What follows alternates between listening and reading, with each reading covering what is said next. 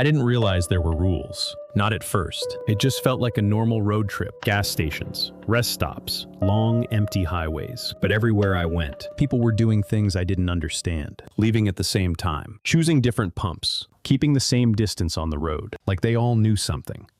Something I didn't.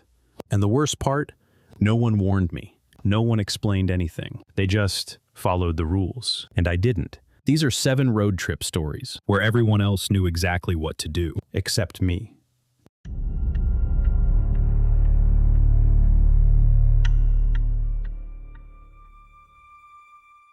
It was somewhere past Columbia, Missouri, on I-70 heading west, late afternoon. The kind of drive where everything starts to blur into the same color. Asphalt, sky, fields that don't seem to end. I had cruise control set at 70, windows up, a C low, just enough road noise to keep me awake. The radio was playing one of those talk shows, the kind where callers ramble about things that don't really matter. I wasn't listening, just letting it fill the silence. That's when I noticed the first car, a black SUV about 200 feet ahead of me. It slowed down, not suddenly, not braking hard, just easing off the gas, like it had decided, for no clear reason, that 70 was too fast. I remember glancing at the speed limit sign, still 70.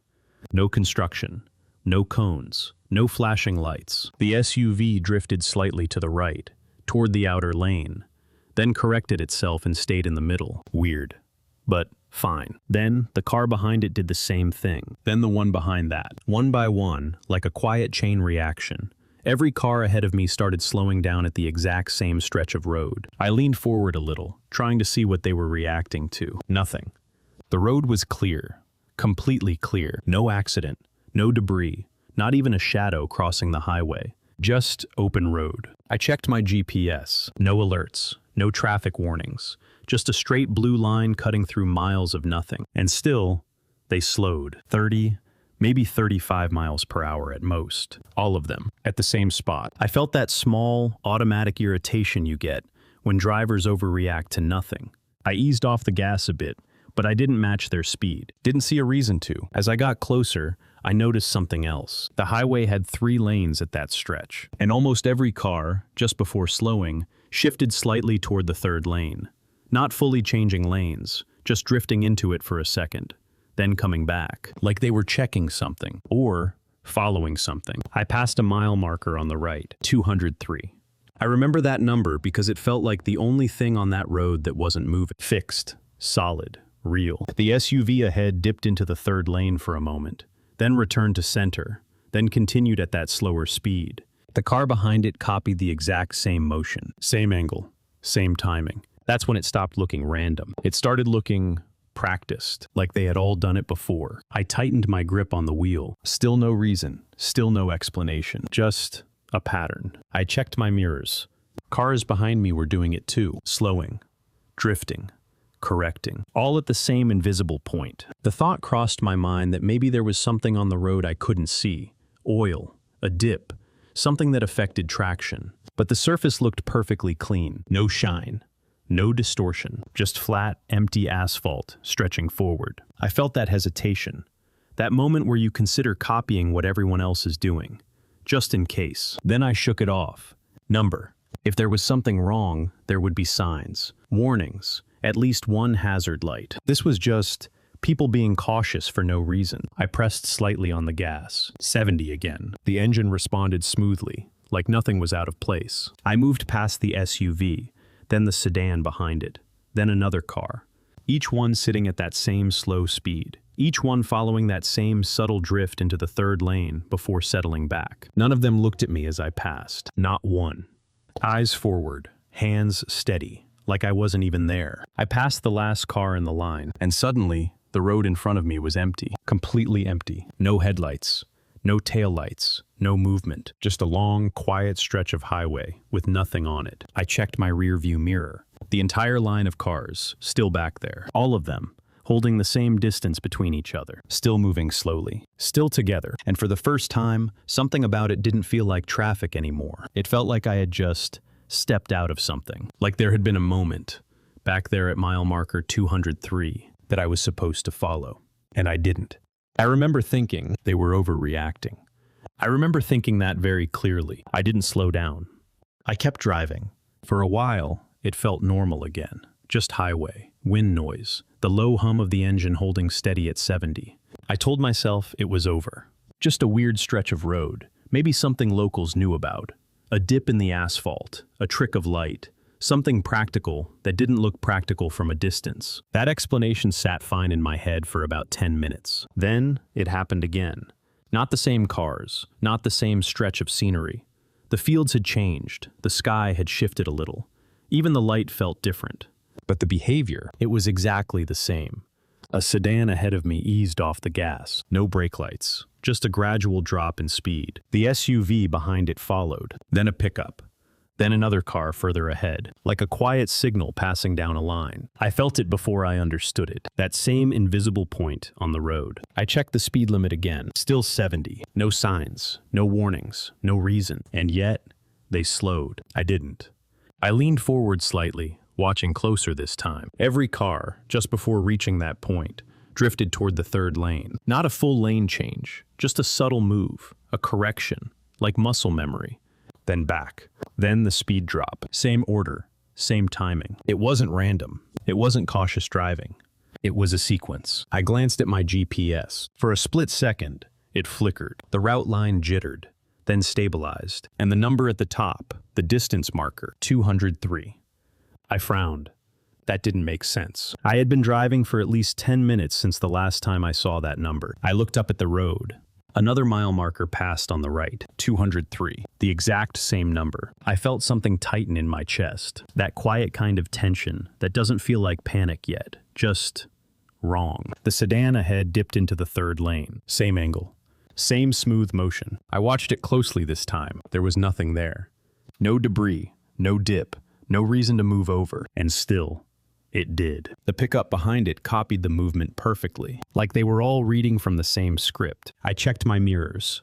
Cars behind me were doing it too, slowing, drifting, correcting, all at the same place, all at the same time. I became aware of my own speed again, 70, still faster than all of them, still outside whatever they were doing. A thought formed, slow and uncomfortable. They weren't reacting to something on the road. They were following something about the road, something I wasn't seeing, or wasn't doing. I hesitated. My foot eased slightly off the gas. 65, 60. For a moment, I considered matching them, just to see, just to test it. But something about the timing felt off, like I had already passed the moment where it mattered. I didn't know why I felt that, but it was strong enough to stop me. I pressed the gas again. 70. The engine responded instantly. Smooth.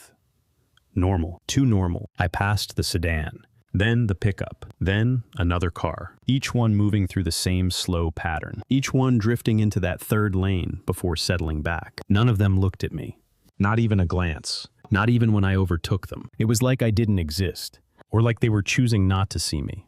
I cleared the last car, and once again, the road ahead was empty. No vehicles, no movement, just a long, straight stretch of highway disappearing into the horizon. I checked the rearview mirror. The line of cars was still there, all of them spaced evenly, all of them moving slowly, all of them together. I looked forward, again, empty. I looked back, full. The difference was too clean, too exact. It didn't feel like distance anymore. It felt like separation, like I had crossed something I wasn't supposed to, or failed to do something I should have done. I glanced at the GPS again. The line was still there. The route still straight, but the distance marker, 203. Still unchanged. I felt a chill run through my arms. Not fear yet, just the realization that something wasn't behaving the way it should. That numbers shouldn't repeat like that. That roads shouldn't loop without turning. That pattern shouldn't stay that precise for that long. I looked back at the road ahead, still empty, still quiet. And for the first time, I had the clear, undeniable sense that I wasn't just driving through this place. I was moving out of sync with it, and whatever everyone else was doing back there. I had already missed my chance to do it right. I didn't turn the radio off. I should have. But there's a strange instinct when something feels wrong. You hold on to anything that still feels normal. And the radio, even with the static, still felt normal, at least at first. A voice was talking. Same host, same tone.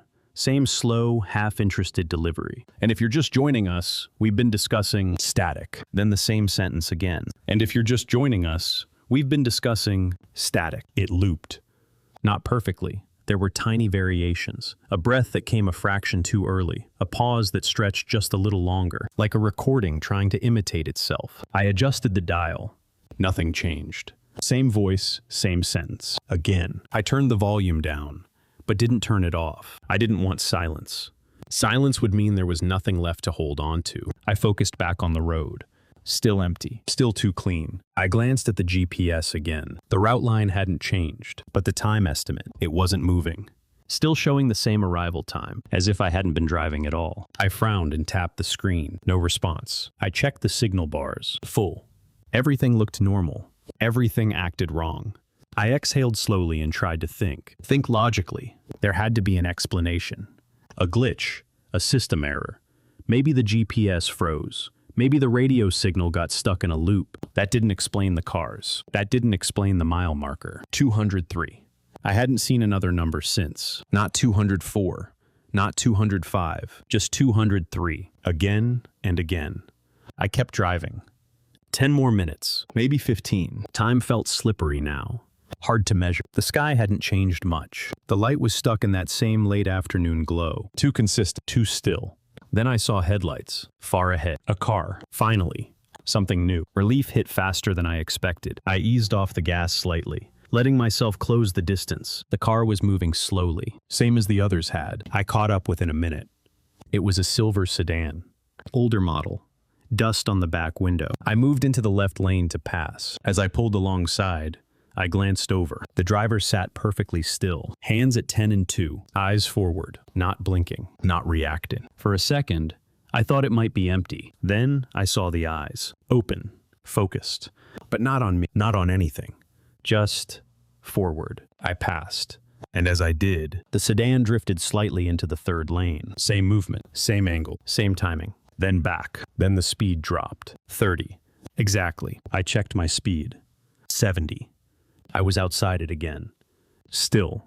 I looked in the rearview mirror. The sedan was behind me now, and something about the distance felt wrong. Too consistent, like it wasn't getting smaller, like it was holding position, no matter how fast I went. I pressed the gas a little harder. 75, 80. The engine strained slightly, but the road stayed clear. Still empty ahead. Still just that one car behind. Same distance. Unchanging. My grip tightened on the wheel. This wasn't traffic. This wasn't coincidence. This was alignment or misalignment. I didn't know which. The radio crackled again. If you're just joining us, same sentence. Again. I reached over and turned it off. Silence filled the car instantly, and it felt heavier than the noise. I swallowed. Kept my eyes on the road. The mile marker appeared again on the right. 203. I didn't slow down. I didn't move into the third lane. I didn't do anything differently. And for the first time, I started to wonder if that was the problem. Not what I was doing, but what I wasn't. I looked ahead. Still empty. I looked back. The sedan. Still there. Same distance. Same position. Like it was waiting for something. Or following something I couldn't see. And then it hit me. Not as a thought. Not as a conclusion. But as a quiet, creeping certainty. Everyone else wasn't reacting to the road. They were reacting to a moment, a specific point in time, and whatever that moment was. I had already driven past it. Without knowing, without stopping, without doing what I was supposed to do. I kept driving anyway, because I didn't know how to go back. I tried to slow down. Not because I understood what was happening, but because doing nothing felt worse. My foot eased off the gas. 70, 65. 60. The engine softened. The car settled. For the first time since all of this started, I was matching them, or trying to. I watched the road carefully. Every detail, every line in the asphalt, every shadow, every flicker of movement, waiting for something to tell me where the moment was, where I was supposed to do it. The road stretched ahead, empty. Then, I saw it. The mile marker. 203. Again, same number, same position. Same distance from the shoulder, like it had been placed there just for me. My pulse kicked slightly. This was it. This had to be it. I tightened my grip on the wheel, and this time I followed. As I approached the marker, I watched the invisible point, the place where every other car had reacted. My hands moved slightly, guiding the car toward the third lane. Not fully, just enough, just like they did. A slow drift, controlled, intentional. For a moment, nothing happened. Then, a sound. Not loud, not sharp, just A shift, like the air pressure inside the car had changed. My ears popped slightly. The steering wheel felt lighter, or maybe less connected. I held my breath, waited, watched. The road ahead didn't change. Still empty, still quiet. I looked in the mirror. The sedan behind me. It moved. Not forward, not backward, but closer. The distance between us shrank, without either of us accelerating. Like space itself had folded. I exhaled slowly. Something was happening. But it didn't feel right. It didn't feel like I had fixed anything. It felt like I had done something out of order. Too late. I checked the GPS. For a second, the number flickered. 203. Then, 204. My eyes widened. It changed. Finally, I looked back at the road. Another mile marker approached. 204. Different. New. I felt a rush of relief. Sharp. Immediate, like surfacing after being underwater too long. I pressed the gas slightly. 65. 70. The engine responded normally. The road still stretched ahead, but something about it felt less empty, less sealed. I checked the mirror again. The sedan was still there, but now it was farther back. The distance was changing again. Normal. Almost. I let out a breath I didn't realize I'd been holding. Maybe that was it. Maybe I had corrected it. Maybe all of this. A flicker. The GPS screen glitched. 204, 203, 204. Then it settled. 203. My stomach dropped. I looked up. The mile marker ahead. 203. Again. The same one. Unmoved. Unchanged. Like nothing I had done mattered. Like I had never left it. The road didn't feel open anymore. It felt recursive. Like a loop that adjusted just enough to make you think you were escaping. I slowed down again. This time, more carefully, more deliberately, watching every movement, every inch of the lane. The third lane sat there beside me, waiting. I realized something then. Not all of them moved at the same time. Some cars drifted earlier, some late, but all of them hit it at the right moment. Not the same place, the same time, and I didn't know when that time was. I never did. I glanced at the mirror. The sedan was back at the same distance, exact, locked. Like before, like it had never changed. The radio, even though I had turned it off, crackled. A faint sound, barely there. If you're just joining us, I didn't reach for it this time. I didn't want to hear it again. I kept my eyes on the road, on the marker, on the third lane, and for the first time, I understood something I hadn't wanted to admit. It wasn't about copying what they did. It wasn't about slowing down or drifting lanes. It was about doing it when you were supposed to. And I had missed that moment. Back there, the first time. When it actually mattered. Now, I could repeat the actions, but I couldn't recreate the timing. And without that, I wasn't part of whatever they were following. I was just imitating it. Wrong. I tightened my grip on the wheel, kept driving, because I still didn't know what would happen if I stopped. And I was starting to understand that stopping might be the one thing I wasn't allowed to do. I didn't try to fix it again. That was the part that changed. Up until then, everything I had done was an attempt to correct something I didn't understand. Slow down, match them, follow the movement, use the third lane. But now, I kept driving. Not because I thought it would work, just because I didn't know what else to do. The road stretched ahead of me, still empty, still too perfect. No cracks, no debris, no variation. Like a loop, rendered clean. I kept my speed steady. 70. Didn't touch the gas. Didn't touch the brake. Didn't look for the marker anymore. But I saw it anyway. 203. Again. Same place, same distance. It didn't feel like I was passing it anymore. It felt like it was staying with me, like it belonged to me now. I didn't react, didn't move into the third lane, didn't slow down. I just kept going. The silence inside the car had settled into something heavier, not empty, occupied. Like there was a presence in the space, not visible, but aware of what I had done, or what I hadn't done. I checked the mirror one last time. The sedan was still there. Same distance, same position, unmoving in a way that didn't make sense, not gaining, not falling back, just fixed. I looked forward again. The road ahead was no longer just empty. It felt sealed, like whatever system had been back there. I was no longer inside it. I had slipped past it, or missed my place in it. And now, I wasn't part of the flow. I drove for what felt like another 10 minutes, maybe more. Time didn't move the way it should anymore. The sky hadn't changed. The light hadn't shifted. Everything was locked into the same moment. I passed the marker again. 203. I didn't even look at it this time, because I already knew it would be there. And that was the part that finally settled in. Not the pattern, not the cars, not even the timing. It was the certainty. The realization that this wasn't something I could understand my way out of, or fix by doing it correctly. Because whatever the rule was, it only worked if you followed it the first time. I gripped the wheel a little tighter, kept my eyes forward. Didn't check the mirrors again, didn't check the GPS, didn't turn the radio back on. I just drove. And somewhere in that long stretch of nothing, I stopped thinking about getting back, stopped thinking about what I missed, stopped trying to figure out what everyone else knew, because a different thought had taken its place. Quieter, colder, more certain that whatever that moment was, back at mile marker 203, it wasn't just something I failed to follow. It was something that noticed I didn't. And now, it didn't need me to slow down anymore.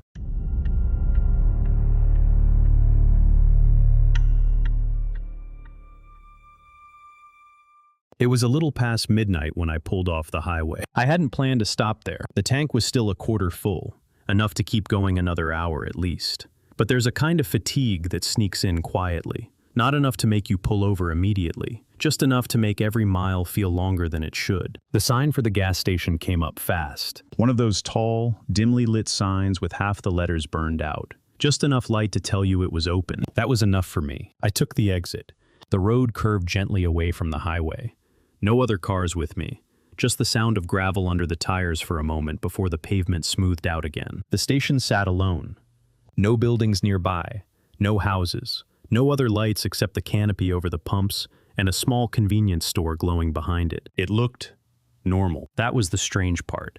It didn't feel abandoned. It didn't feel unsafe. It just felt placed. Like it existed exactly where it was supposed to. There were about 8 pumps, most of them empty. Only one was in use. Pump number 3. I noticed it without meaning to. A dark SUV was parked there, engine idling. The driver stood outside, one hand on the nozzle, looking straight ahead. Not at the pump, not at anything specific, just forward. Behind it, a sedan waited, not at another pump, just idling. Lined up behind the SUV. I slowed as I pulled in, scanning the other pumps. 1, empty. 2, empty. 4, 5, 6, all open. Plenty of space, plenty of options, but no one was using them. I remember frowning slightly. Maybe pump 3 was the only one working. That would make sense. Old station, rural area, half the equipment probably broken. I drove closer. The sedan behind the SUV didn't move, didn't pull around, didn't try another pump. It just waited. Engine running, lights on, like it was in line. I glanced at the store. Through the glass, I could see the cashier standing behind the counter, not doing anything, just standing there, watching. Not me, not the cars, just facing outward. Still, I pulled past them. Slowly, the headlights swept across the pumps, catching small details. No out-of-order signs, no cones, no tape. All the pumps looked fine. Clean, even, too clean. I hesitated for a second. Then I made the decision that made the most sense. I pulled into pump number 4. The engine idled as I shifted into park. For a moment, nothing happened. Just the quiet hum of the canopy lights above me. I reached for the door handle, and that's when I felt it. Not a sound, not a movement, just attention, like something in the space around me had shifted. I looked up. The SUV driver at pump 3 was still standing there. Same position, same grip on the nozzle. But now, his head was turned slightly. Not fully, just enough. Enough to be looking in my direction. The sedan behind him hadn't moved. The driver inside was visible now through the windshield. Hands on the wheel, eyes forward. But not relaxed, focused, waiting. I glanced toward the store. The cashier was still behind the counter. But now, I was sure. He was looking at me, not blinking, not reacting, just watching. I told myself I was overthinking it. Small town, late night, people notice things. A new car pulling in, a stranger. That's all. I opened the door, stepped out.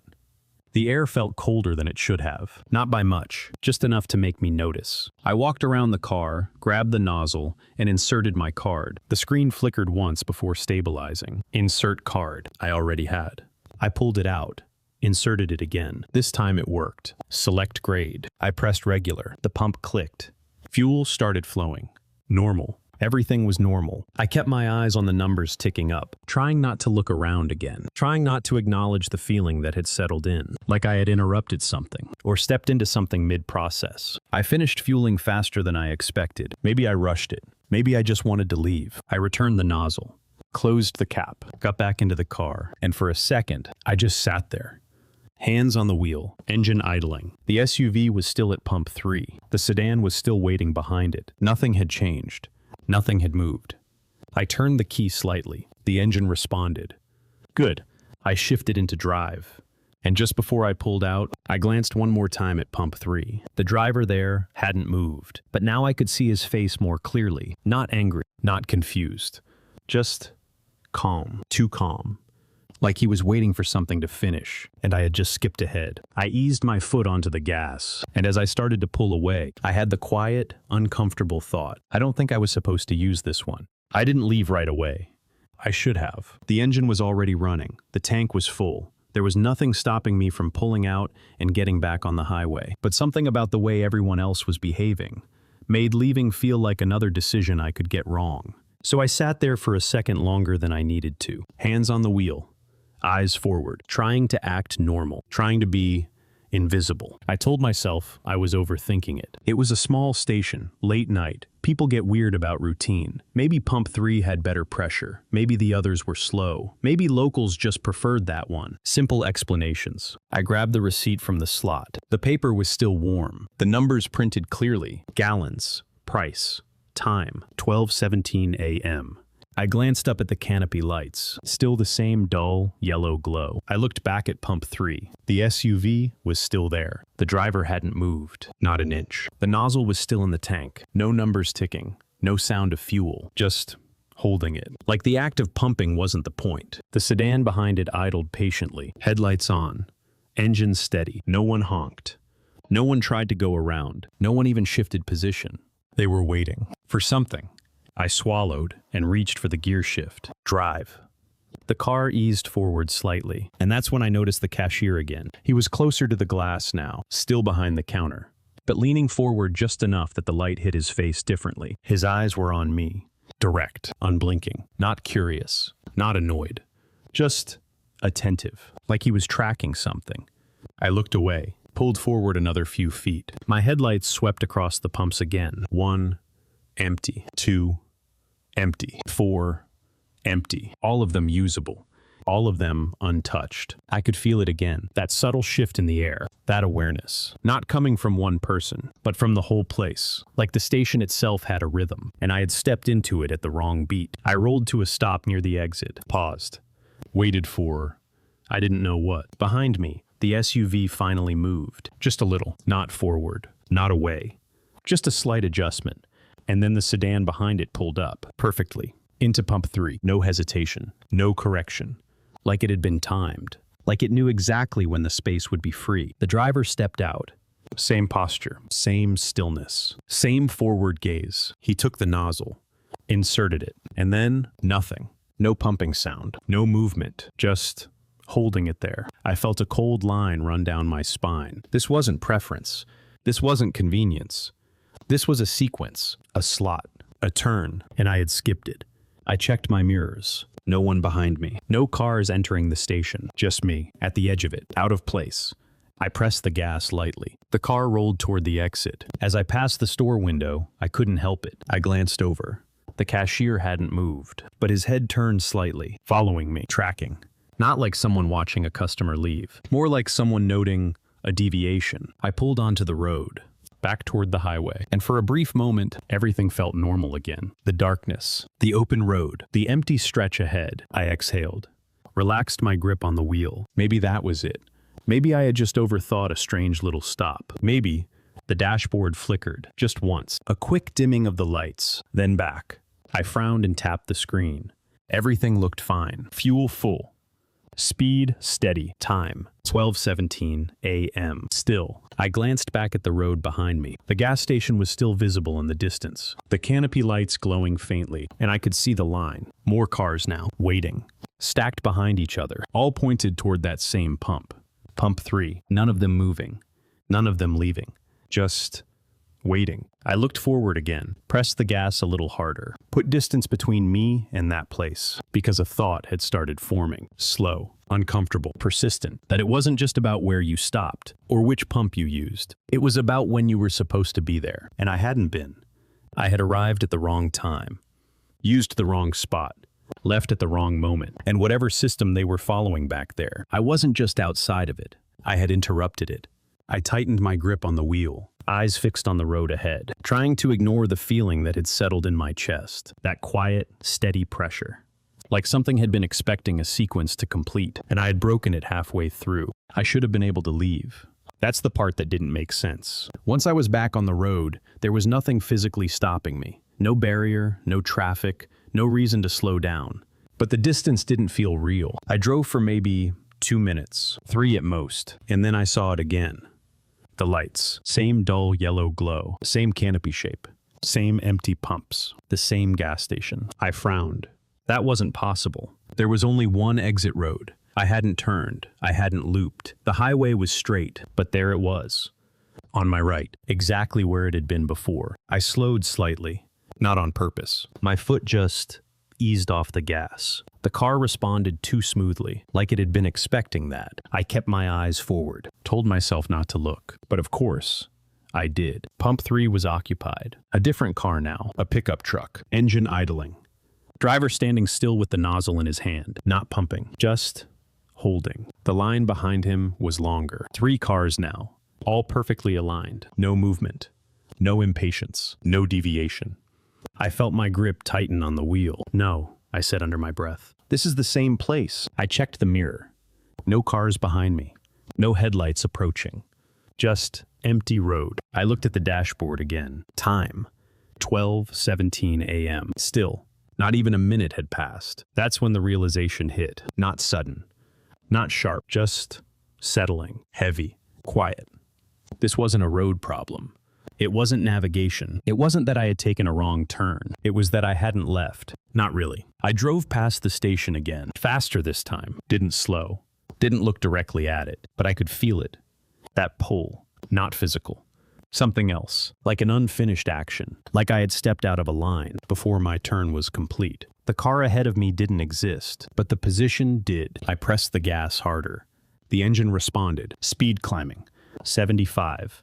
80. The road stayed empty, unchanging. And then the lights appeared again. Same distance, same angle, same place. I let out a breath I didn't realize I was holding. Okay, I said, out loud, as if saying it would make it less real. Okay, this is not normal. I slowed down deliberately this time, not because I wanted to, because I needed to understand it. The station came into view again, clear, unavoidable. Pump 3, still occupied.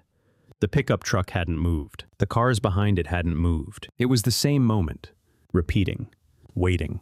I pulled into the station, not thinking, just reacting. The tires rolled over the same cracked line near the entrance. Same angle, same position. Like I had been placed back into it. I stopped the car, engine running, lights on. Everything exactly as before. But this time, I didn't move right away. I just sat there, watching. Trying to see something I missed. The pickup driver at Pump 3 turned his head slightly, not fully, just enough that I knew he was aware of me, even though he shouldn't have been. Even though I was back at the edge, outside the line, I felt something tighten in my chest. Not fear, not yet, something else, recognition. Like the system had adjusted, like it had accounted for me. I looked down at the steering wheel, then at my hands, still steady. Still in control, but it didn't feel like control anymore. It felt like I was being allowed to move, within a space that wasn't mine. I looked at the empty pumps again. 1, 2, 4, all still available. All still wrong.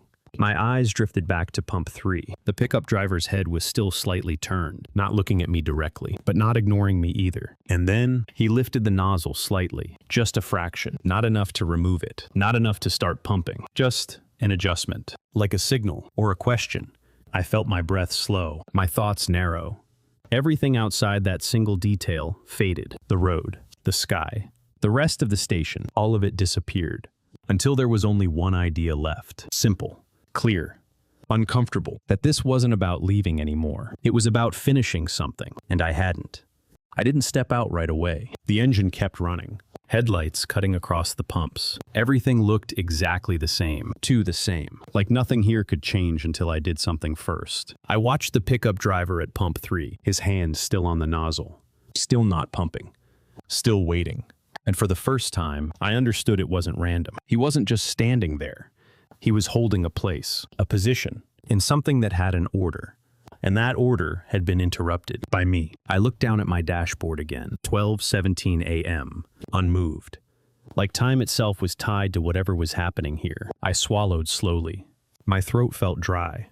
Then I did the one thing I had avoided since I first arrived. I opened the door. The air outside felt wrong, not cold, not warm, just still, like it wasn't moving unless something caused it to. My shoes hit the pavement. A dull, flat sound. No echo. No ambient noise. No insects. No wind. Just silence. I closed the door behind me, and the moment I did, I felt it. That shift. Like the space acknowledged the action, like something had progressed. I walked slowly toward the pumps, not toward 1, not toward 2, not toward 4. I didn't even consider them, because now I knew they weren't options. They were placeholders. My steps carried me forward, closer to pump 3. The pickup driver didn't look at me directly, but I could feel his awareness. That slight angle of his head hadn't changed. He knew I was there, and he wasn't surprised. That was the part that unsettled me the most. No confusion, no reaction, just expectation. I stopped a few feet away, close enough to see the details. The nozzle in his hand, the fuel display, the numbers frozen, not even at 0, just blank, like it had never started. I opened my mouth. I don't know why. Maybe to ask something, maybe to break the silence, but nothing came out, because the moment stretched. And I realized something else. He wasn't waiting for the pump. He was waiting for me. Slowly, very slowly, he lifted the nozzle out of the tank. Not quickly, not abruptly, just a smooth, controlled motion. And then he stepped back, one step, clearing the space, not leaving, just moving aside. My heart started to pound, loud, sharp, out of place in the silence. I didn't move, didn't reach for the nozzle, didn't step forward. Because in that moment, everything felt like a test, not of what I could do, but of what I would choose. The line behind him remained still. The cars didn't move. The drivers didn't react. No one signaled. No one spoke. They were all watching. Even if I couldn't see their faces, I could feel it. That collective attention. Focused.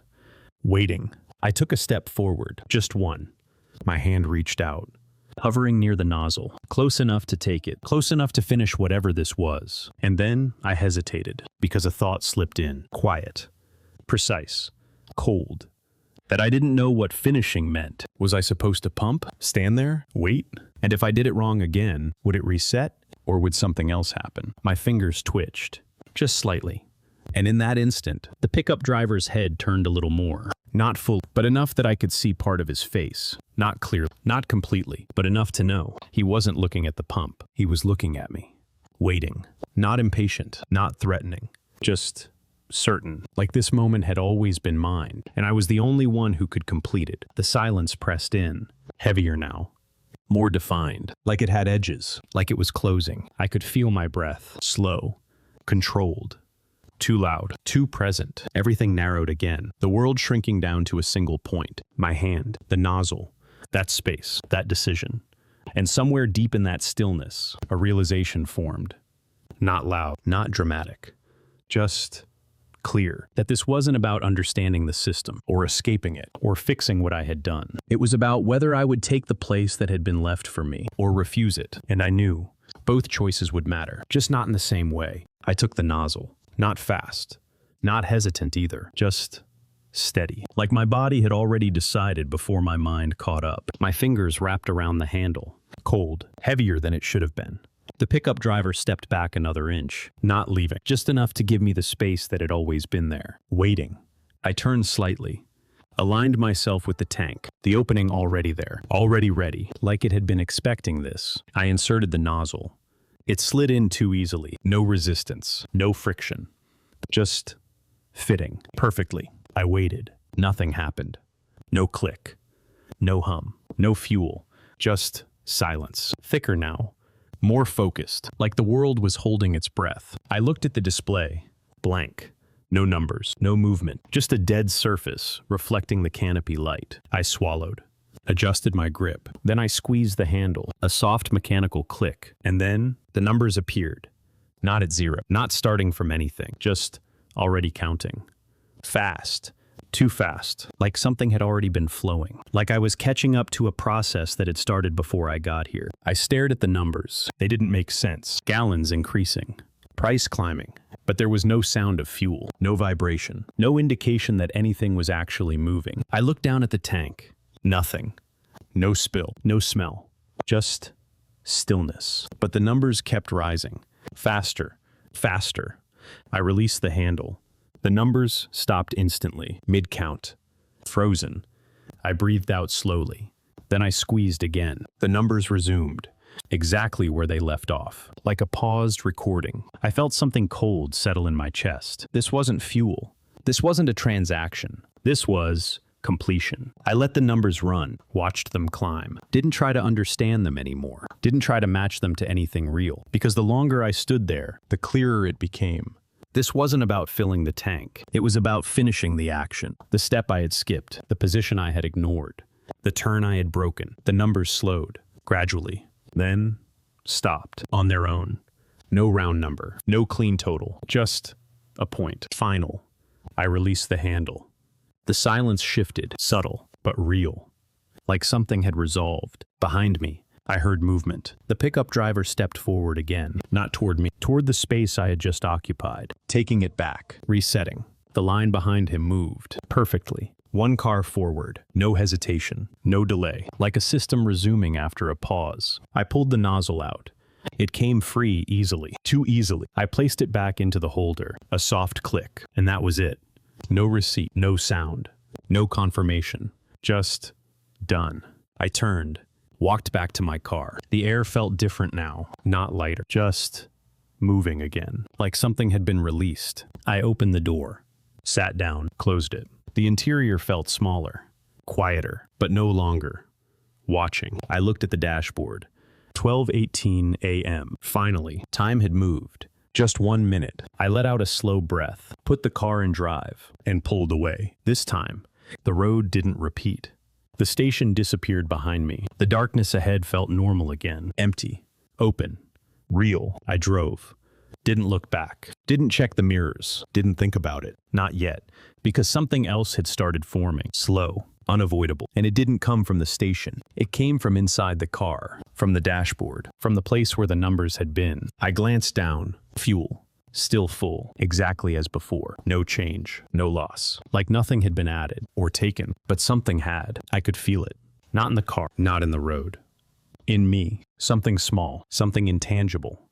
Something that didn't belong to me before. And the worst part wasn't that I had given something up. It was that I didn't know what it was. Only that, whatever system that place followed, I had completed my part in it. And now, I was no longer outside of it. I was included.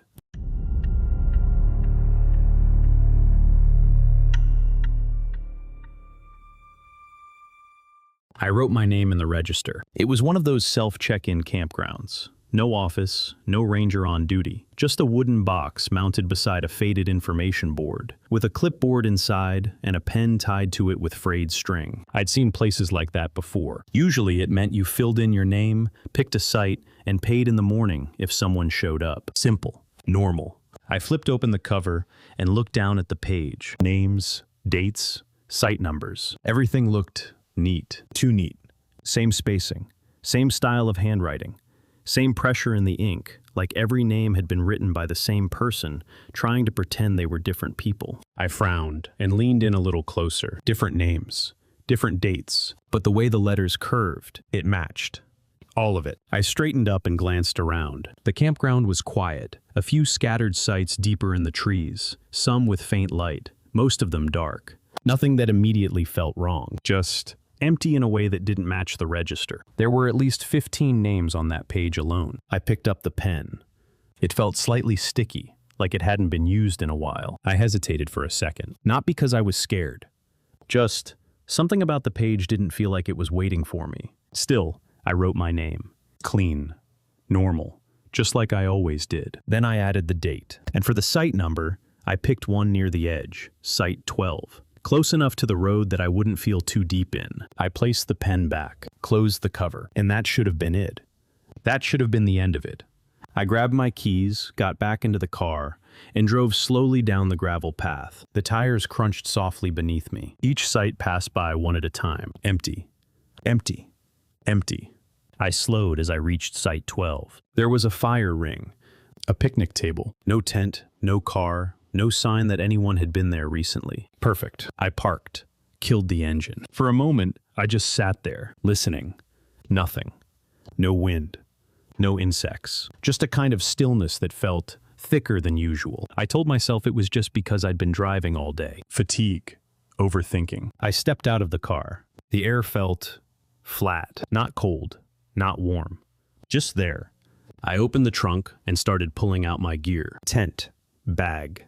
Lantern. Routine things. Normal things. I set everything down beside the table and paused. Something pulled at the back of my mind. A small, annoying thought that wouldn't settle. I looked back toward the entrance. I could barely see the wooden box from here, just a dark shape against darker trees. For a second, I considered walking back, checking the register again, just to make sure. I almost laughed at myself.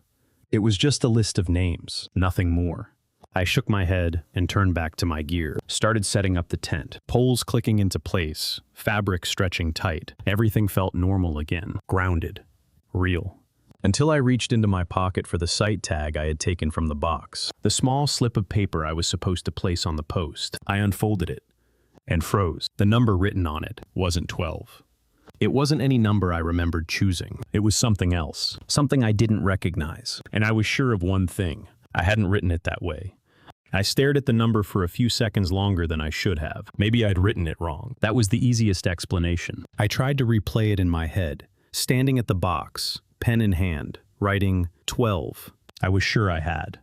But the number on the slip didn't look like a 12. It looked cleaner, more deliberate, like it had been written without hesitation. I turned the paper over. Nothing on the back, just that number on the front. Wrong. I let out a breath and looked around my site again. Same table, same fire ring, same empty space. Nothing had changed, which made the paper feel even more out of place. I folded it once. Then again, slipped it back into my pocket. Doesn't matter, I muttered. I was already here.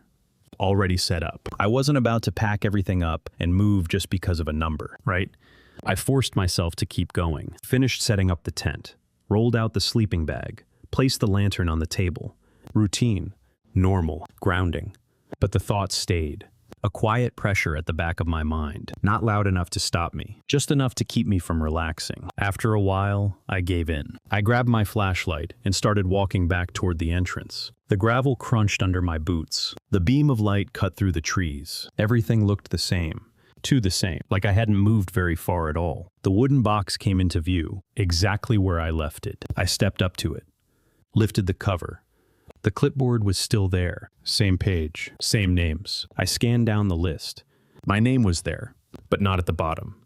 Not where I had just written it. It was a few lines higher, between two names I didn't recognize. My chest tightened. I leaned closer. The handwriting matched the rest of the page. Not mine. Not even close. Same curves, same spacing, same pressure, like it had been rewritten. Or replaced. I reached out and touched the paper, half expecting it to shift again. It didn't. It just stayed, fixed, like it had always been that way. I checked the line below. A new name, one I didn't remember seeing before. Different date, same handwriting. I felt something cold settle behind my ribs. This wasn't a mistake. This wasn't me remembering wrong. This was something else, something that didn't care what I had written. I flipped the page back. Then forward again. Same result.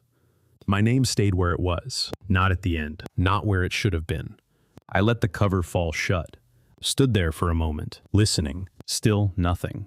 No footsteps, no voices, no movement. Just that same heavy quiet. You see it too? The voice came from behind me. Close, closer than I expected. I turned quickly. A man stood a few feet away, mid-30s maybe, hoodie, hands in his pockets. I hadn't heard him approach at all. He nodded toward the box. You wrote your name already? I hesitated, then nodded. Yeah. He smiled slightly. Not friendly, not unfriendly either. Just knowing. First time here? I didn't answer right away. Something about the way he asked it felt off, like he already knew the answer. Yeah, I said finally. He nodded again. Like that confirms something. They always move it, he said. I blinked. What? He shrugged. The names, the spots. Doesn't really matter what you pick. I felt my stomach tighten. What do you mean it doesn't matter? He stepped a little closer, not invading space, just enough to lower his voice. They'll know where you are. That word again. They. I glanced back at the box, then at him. Who? He didn't answer, just looked past me, toward the trees, then back at me. You staying the night? The question felt heavier than it should have, like it wasn't just casual, like it meant something else. Yeah. He nodded once, then took a small step back. Then I guess you'll find out. He turned, started walking away, back toward the darker part of the campground. I watched him go. His footsteps made almost no sound. Within a few seconds, he was gone, swallowed by the trees. I stood there a little longer, looking at the box, at the register inside it, at my name somewhere on that page, not where I had put it. Then I turned and walked back to my site, trying to convince myself that I still knew where that was. I didn't go straight back to my tent. Not immediately. For a moment, I just stood there in the path, trying to map it in my head. The box, the turn, the row of sites. I was sure site 12 was the third one past the bend. I had counted. I always count. But as I started walking, something felt off. Not wrong. Just slightly misaligned. Like the distance between things wasn't quite the same. I moved slower this time, flashlight steady, sweeping across each site as I passed. First one. Empty. Second. Also empty. Third. I stopped. This wasn't my site. The table was different. The fire ring was closer to the trees. The ground slightly uneven. I frowned and stepped closer. Maybe I had miscounted. It happens. I turned, looked back down the path, then forward again. Number. This should have been it. I kept walking. Fourth site. Fifth. Still not mine. A tight feeling started to build in my chest. Not panic. Just pressure, like something wasn't lining up. I turned back again, counted backward this time. 5, 4, 3, 2, 1. And then I saw it. My car, parked beside a site that shouldn't have been there. I slowed, approached carefully. The tent I had set up was still there, the lantern still on the table, everything exactly how I left it. But the space around it felt different, like it had shifted slightly out of place. I stepped into the site, looked around. The trees were closer than I remembered, the table angled differently. Small things, subtle things, but enough. Enough to make it feel like I was standing in a copy, not the original. I reached into my pocket, pulled out the slip again. That number. Still wrong. Still unfamiliar. I looked at the small wooden post near the edge of the site, the place where the number tag should go. There was already one there. I walked over, shined my light on it. The number matched the one in my hand. Not 12. Not anything I had chosen. My throat tightened. I stepped back slowly, turned in a slow circle, trying to reconcile it. This wasn't my site, but it had my things, my car, my tent, my gear, everything. Like the place had been reassigned around me, or worse, like I had been moved into the place that matched the number. Not the one I picked, the one I was given. I heard something then, faint, from deeper in the campground, a sound like footsteps, or movement between trees. I turned toward it, the beam of my flashlight cutting through the dark. For a second, I thought I saw someone, standing between two sites, not moving, just there. I held the light steady. The figure didn't step forward, didn't wave, didn't react, just remained, at a distance that felt deliberate. Then the light flickered, just once, and when it steadied again, the space was empty. No one there, no movement, nothing. I lowered the flashlight slightly, my pulse louder now, more present. I looked back at my sight, at the post, at the number, at the way everything had settled into a position I didn't choose. And something clicked, not loudly, not dramatically, just quietly, that this wasn't about me finding my site. It was about the site finding me. I stepped back toward the table, sat down slowly. The wood felt solid, real, but the feeling underneath it wasn't. I glanced toward the path again, half expecting to see the man from earlier, the one who said they'd know, but the path was empty, still, watching, or maybe waiting. I looked down at my hands, then back at the post one last time. That number, fixed, certain, unquestionable. And for the first time, I stopped trying to correct it, because a different thought had taken its place, colder, clearer, more difficult to ignore. That maybe it had never been wrong. Only mine was. I didn't sleep. I tried. I lay there in the tent, eyes closed, listening to the same thick silence pressing in from every side. No wind, no insects, no distant cars, just nothing. Every now and then, I'd open my eyes and look at the fabric above me, half expecting it to be different, shifted, rewritten, like everything else. At some point, I stopped trying to rest. I sat up, checked my phone. No signal. No time update. The screen still showed the same hour I had seen earlier. It felt like the night wasn't moving, like it was waiting for something to resolve before it could continue. I stepped outside. The air hadn't changed. Still flat. Still unmoving. My sight sat exactly as it had before. Too exact. Too still. I turned slowly and looked toward the other sights. A few of them had light now. Dim. Low. Like lanterns placed carefully on tables. But I hadn't seen anyone set them up. I hadn't heard anything. I took a few steps forward, careful, measured, trying not to make noise that didn't exist anyway. As I moved between the trees, I could see more of them, other sites, occupied, or at least arranged. Chairs pulled out, coolers placed, tents partially unzipped, everything suggesting someone was there, but no one visible. I stopped at the edge of one site. A lantern sat on the table, casting a weak circle of light. Inside it, a notebook, open, pages filled. I stepped closer, looked down. Names, more names, written the same way as the register. Same style, same pressure, same hand. My stomach tightened. I flipped one page, then another. Each page had a list, different names, different dates, all written exactly the same. I froze when I reached the last page. My name was there. Not just in the register. Here too, already written, already placed, with the same number, the one I didn't choose. I stepped back. The lantern flickered slightly, and for a moment, I thought I saw movement at the edge of the light, a shadow, standing just outside it. I turned quickly. Nothing. Just trees. Dark. Still. But the feeling remained. That I wasn't alone. That I hadn't been alone since I wrote my name. I backed away from the table. Slowly. Carefully, like stepping out of something I didn't understand. As I turned to leave, I saw him again, the man from earlier, standing between two trees, same distance as before, same posture, watching. "You found it," he said. His voice was calm, matter of fact, like this was expected. "What is this?" I asked. My voice sounded wrong in the quiet, too loud, too sharp. He didn't answer right away, just looked at the notebook on the table, then back at me. "They keep track," he said. "Of what?" He tilted his head slightly. "Of where you are." I shook my head. "That doesn't make sense." He shrugged. "It doesn't have to." A pause. Then, "You wrote your name." It wasn't a question. I nodded slowly.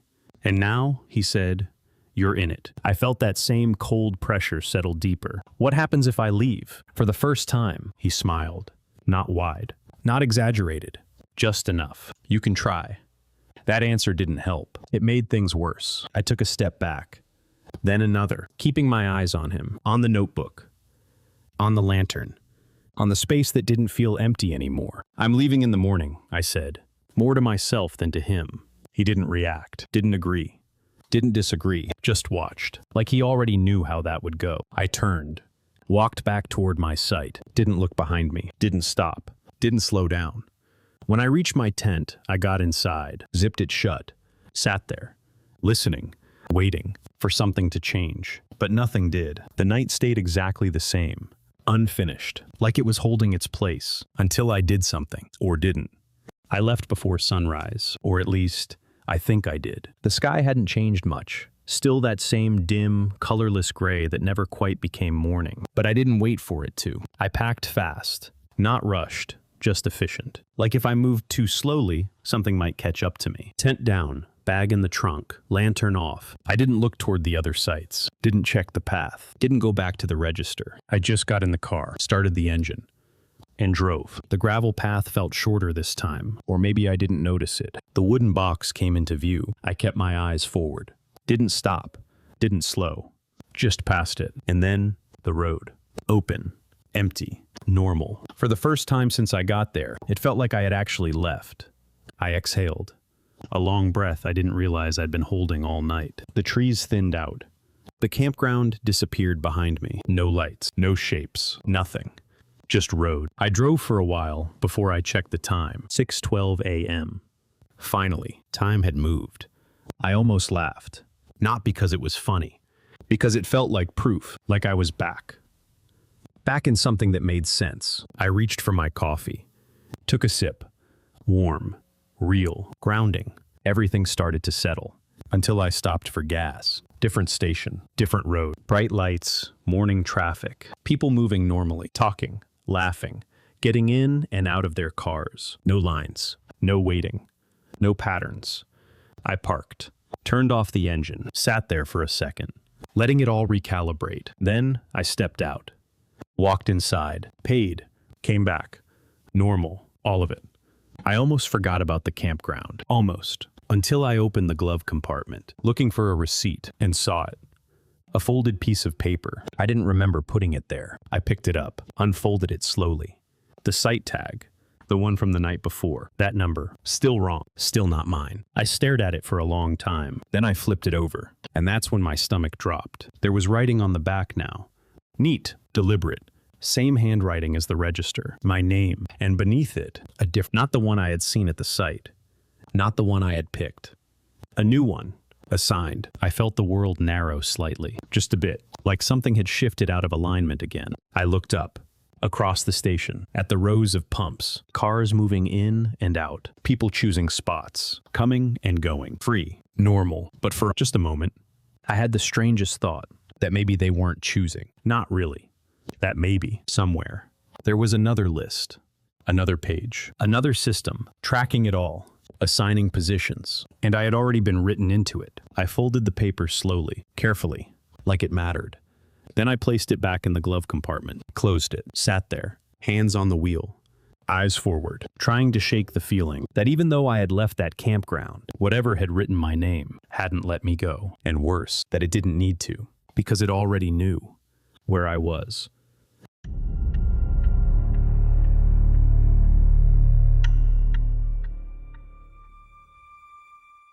I'd been driving for about 6 hours when I saw the sign for the rest stop. Nothing special about it. Just one of those standard highway signs. Gas, restrooms, vending. Exactly what I needed. I wasn't planning to stay long. Just stretch my legs, maybe grab something to drink, then get back on the road. The lot was already half full when I pulled in. Cars lined up in neat rows, engines ticking as they cooled. A couple people walking between vehicles. Normal. Completely normal. I parked near the edge, killed the engine, and sat there for a second, hands still on the wheel, letting the quiet settle. After hours of driving, even a place like that felt still, not empty. Just paused. I stepped out, closed the door. The sound echoed a little more than it should have. I stretched, rolled my shoulders, and glanced around. A family near the vending machines. 2 guys standing by a pickup, talking low. Someone sitting in their car with the door open, staring at their phone. All of it felt familiar. The kind of place you don't think about twice. You stop, you move on. That's it. I started walking toward the building, gravel crunching under my shoes. A light breeze moved through the lot, just enough to feel real. Then it stopped. Not gradually. Not like the wind died down. Just gone. At the exact same moment, car doors started closing, one after another. Sharp, clean, final. I turned. People were already moving, not rushing, not panicking, just leaving. The 2 guys by the pickup broke their conversation mid-sentence, got in, started the engine. The family near the vending machines gathered their things without speaking. No hesitation, no confusion, like they all knew it was time. Within seconds, engines turned over across the lot. Headlights flicked on. Cars backed out in near-perfect sequence. No one honked. No one waved. No one even looked around. They just left, all of them. At the same time, I stood there, halfway between my car and the building, watching it happen, trying to catch up to it. One car pulled out past me, then another, until the lot was empty, completely empty. No lingering engines, no footsteps, no voices, just silence. The kind that feels heavier when it replaces something. I looked around, expecting someone to still be there, someone slow, someone who didn't get whatever signal that was. There wasn't. Not a single person. Just me, standing in the middle of a rest stop that had been full less than 30 seconds ago. I turned slowly, scanning the lot, the building, the road. Everything looked exactly the same, except for the part that mattered. No people, no movement, nothing. I let out a small breath, more confused than anything, because there hadn't been a reason. No announcement, no alarm, no obvious trigger. They had just known, and I hadn't.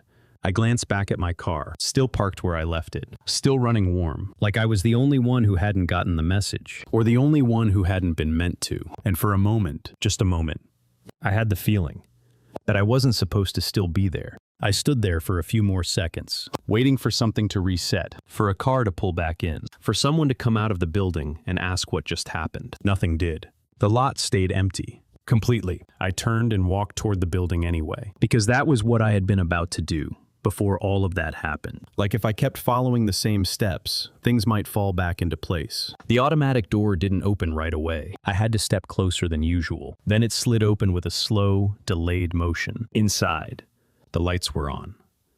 Bright, too bright compared to outside. Everything looked clean, organized, normal. Vending machines humming quietly. A row of sinks. Closed stall doors. No people.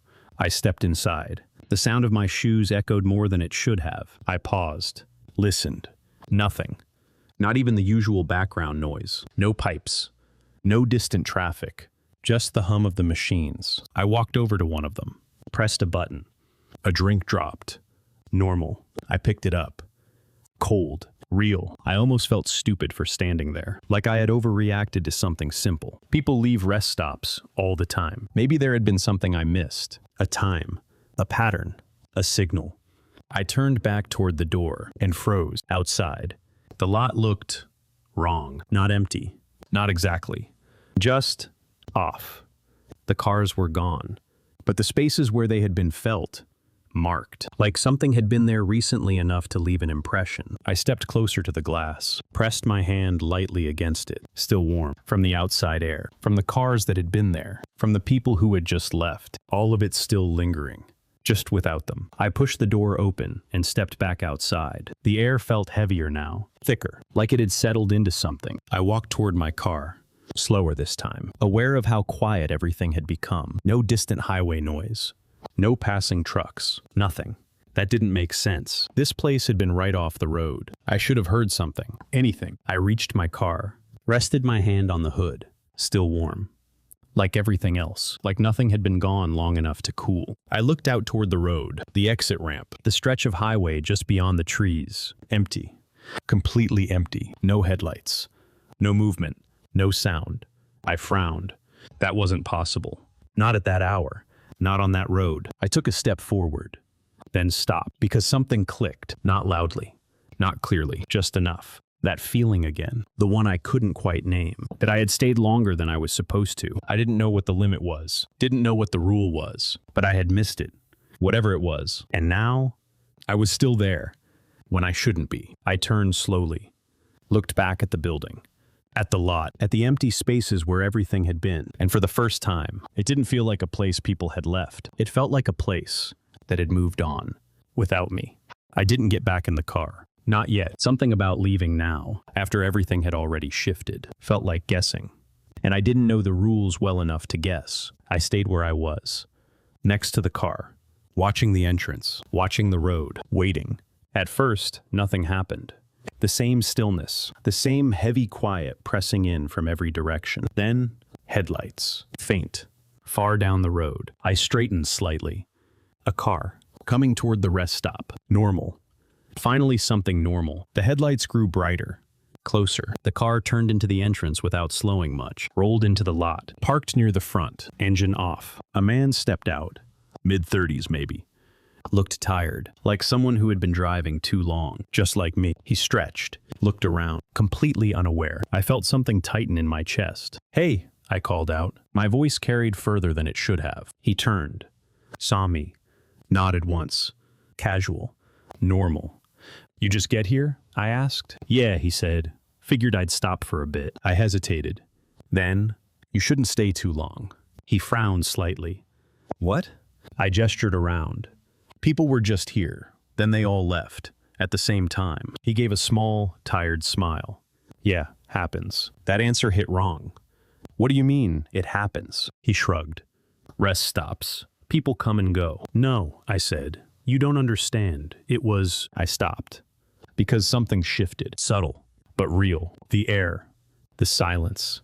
The same way it had before. The man's expression changed. Not confused. Not surprised. Just... aware. Like he felt it too. Before I could say anything else, he moved. Fast. Not panicked. Just immediate. Got back in his car. Started the engine. I stepped toward him. Wait. He didn't look at me. Didn't respond. The engine turned over. Headlights on. And then he was gone. Backing out clean. Pulling toward the exit. No hesitation. I stood there, watching him leave. And this time, I paid attention. Not to him. To everything else. Because as he pulled out, I saw it. The moment. The exact second it happened. The feeling. That shift. The one I had missed before. It wasn't loud. It wasn't visible. But it was there. A kind of drop. Like something in the air changed weight. And he felt it. Knew it. Reacted instantly. I swallowed. Because now I understood something. There was a signal. A moment. A point where you had to leave. And everyone else knew exactly when it happened. Except me. I looked out at the empty road again. Then back at the lot. Trying to catch it. Trying to feel it. Trying to predict it, because if I missed it again, I wasn't sure what would happen. Only that it wouldn't be good. And the worst part was, it wasn't random. It was consistent. Repeatable. There was a rule. A real one. I just didn't know what it was. I stayed.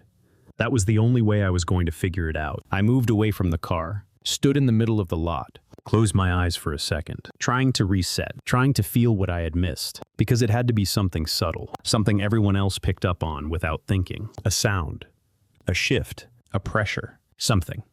I opened my eyes again, focused, still, listening. At first, nothing.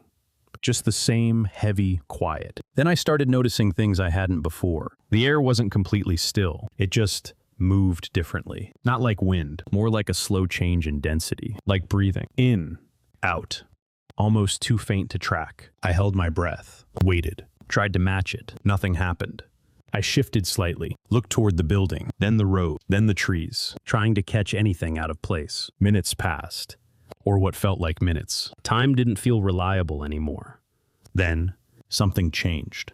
Not outside. Inside. A feeling. Sharp. Instant. Like the moment you realize you forgot something important. That same drop in your chest. That sudden awareness. I froze. That was it. That had to be it. I turned toward my car, heart steady but alert. This was the moment. The one everyone else felt. The one they reacted to without hesitation. I took a step toward the door and stopped because something didn't feel right. The feeling was there. Clear. Strong. But it wasn't complete. Like I had caught it halfway. Like I was late to it. I hesitated. Just for a second. And that was enough. The feeling shifted. Collapsed. Gone. The same way the wind had earlier. Instant. Final. I stood there. Realizing what had just happened. I had felt it. Finally. But I didn't act on it fast enough. I missed it. Again. And this time, I knew I had. The lot felt different now. Heavier. More settled. Like something had locked into place. I looked toward the road. Still empty. Still silent. No headlights. No movement. I turned slowly in a circle. The building. The machines inside. The empty spaces. Everything exactly where it had been. But not the same. Not anymore. Because now I understood the rule. Or part of it. It wasn't about knowing. It wasn't about seeing. It was about reacting. Immediately. Without thinking. And if you didn't, you stayed. I looked at my car. A few steps away. Close enough. Easy to reach. But it didn't feel like an exit anymore. It felt like something I had already missed. And the worst part was, I knew it wouldn't give me another chance. Not the same way. Not clean. Not simple. Because whatever that moment was, it wasn't meant to be repeated. Only recognized. And I hadn't recognized it in time. I waited. Even after I knew I had missed it. Even after everything had settled into that heavier, quieter version of itself. Because leaving now felt wrong. Not dangerous. Just incorrect. Like stepping into something at the wrong time. I stood there for a long moment, staring at the car, at the door, at the space between where I was and where I needed to be. Then I moved. Slow at first, then faster. Closed the distance. Grabbed the handle. Got inside. Started the engine. The sound felt too loud. Too sudden, like it didn't belong in that space anymore. I pulled out of the lot. Didn't look back. Didn't wait. just drove. The road came back, gradually. Not all at once. At first, it was just the shape of it, then the sound, then headlights. A truck passed in the opposite direction, then another. Normal. Everything snapping back place like nothing had happened. I exhaled. A long breath, hands loosening slightly on the wheel. It was over. Or at least, I was out of it. I drove for another 20 minutes before I saw the next sign. Rest area, 1 mile. I almost ignored it. Kept driving. Didn't need to stop again. Not really, but something about it, something quiet, pulled at me. Not curiosity, not interest, just a sense that I was supposed to. I slowed, took the exit. The lot looked familiar. Same layout, same building, same arrangement of lights, different place, same design. There were cars, not many, but enough. People moving, talking, normal. I parked, sat there for a second, watching, waiting. Nothing happened. No one left. No sudden movement, no shift. I almost laughed, shook my head, told myself it was over, that it had just been one place, one strange moment. That didn't mean anything beyond itself. I opened the door, stepped out, closed it behind me, walked a few steps into the lot, and then it happened. That feeling, sharp, instant, the drop. Clearer this time, stronger. I froze, my chest tightened. This was it. The moment, the one I had missed before. I turned toward the car, already moving, already reacting, but something was wrong. I was too aware of it, too focused, too late. Around me, car doors slammed, engines turned, people moved, all at once, again. Perfect, synchronized, like before. I ran. This time, I ran, reached for the handle, pulled it open, got halfway inside, and everything stopped. Silence. Immediate, total. I froze, one hand on the door, one foot still outside. The position felt wrong, incomplete, like I had interrupted something mid-step. I slowly turned my head. The lot was empty. Again, cars gone, people gone. No sound, nothing. I stood there for a few seconds. Then slowly, I finished getting into the car, closed the door, sat still. Hands on the wheel, breathing steady, because now I understood something else, something worse. It wasn't just that I didn't know the rule, it was that I couldn't follow it. Even when I felt it, even when I tried. I was always just behind it, a second too late, a step out of place. I looked out at the empty lot, then at the road ahead. And for the first time, it didn't feel like I was traveling anymore. It felt like I was moving between moments I was never going to match. Everyone else knew when to leave. I was always just a second too late. And wherever I stopped next, I knew it would happen again.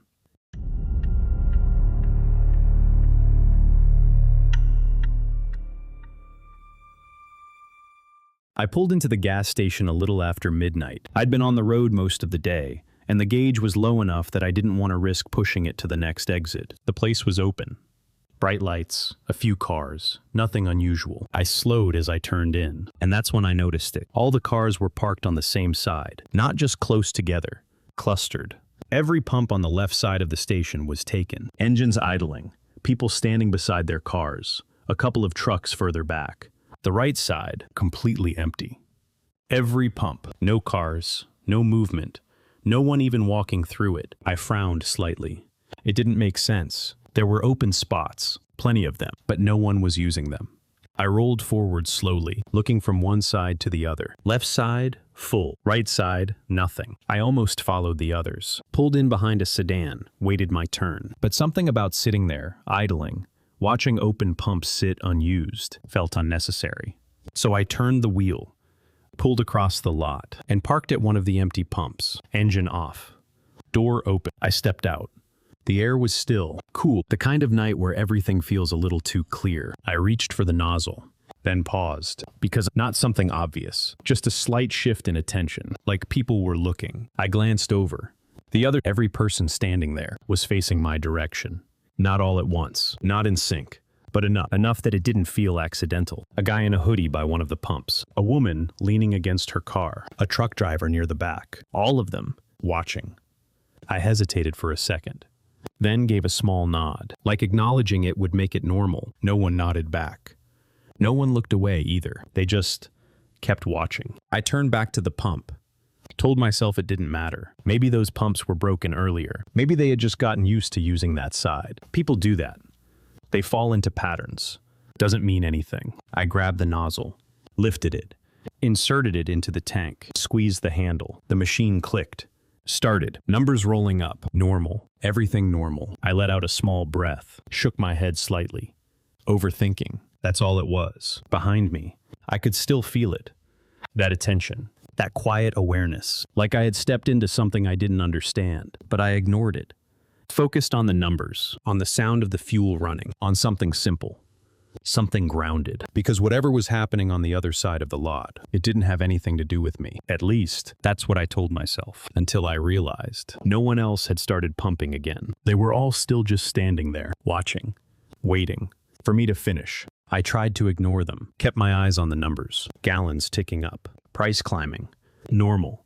Completely normal. Except it was slower than it should have been. Not by much, just enough to notice if you were paying attention. I frowned slightly, adjusted my grip on the handle, listened. The sound of fuel moving through the pump was uneven, a faint stutter, like it was catching on something. Then continuing, then catching again. I glanced at the screen. The numbers didn't move smoothly. They jumped, paused, then jumped again. Small increments, out of rhythm. I pulled the nozzle slightly, checked the angle, made sure it was seated right. It was. Everything looked fine. I looked over at the other side of the station, still the same. Everyone standing. No one pumping.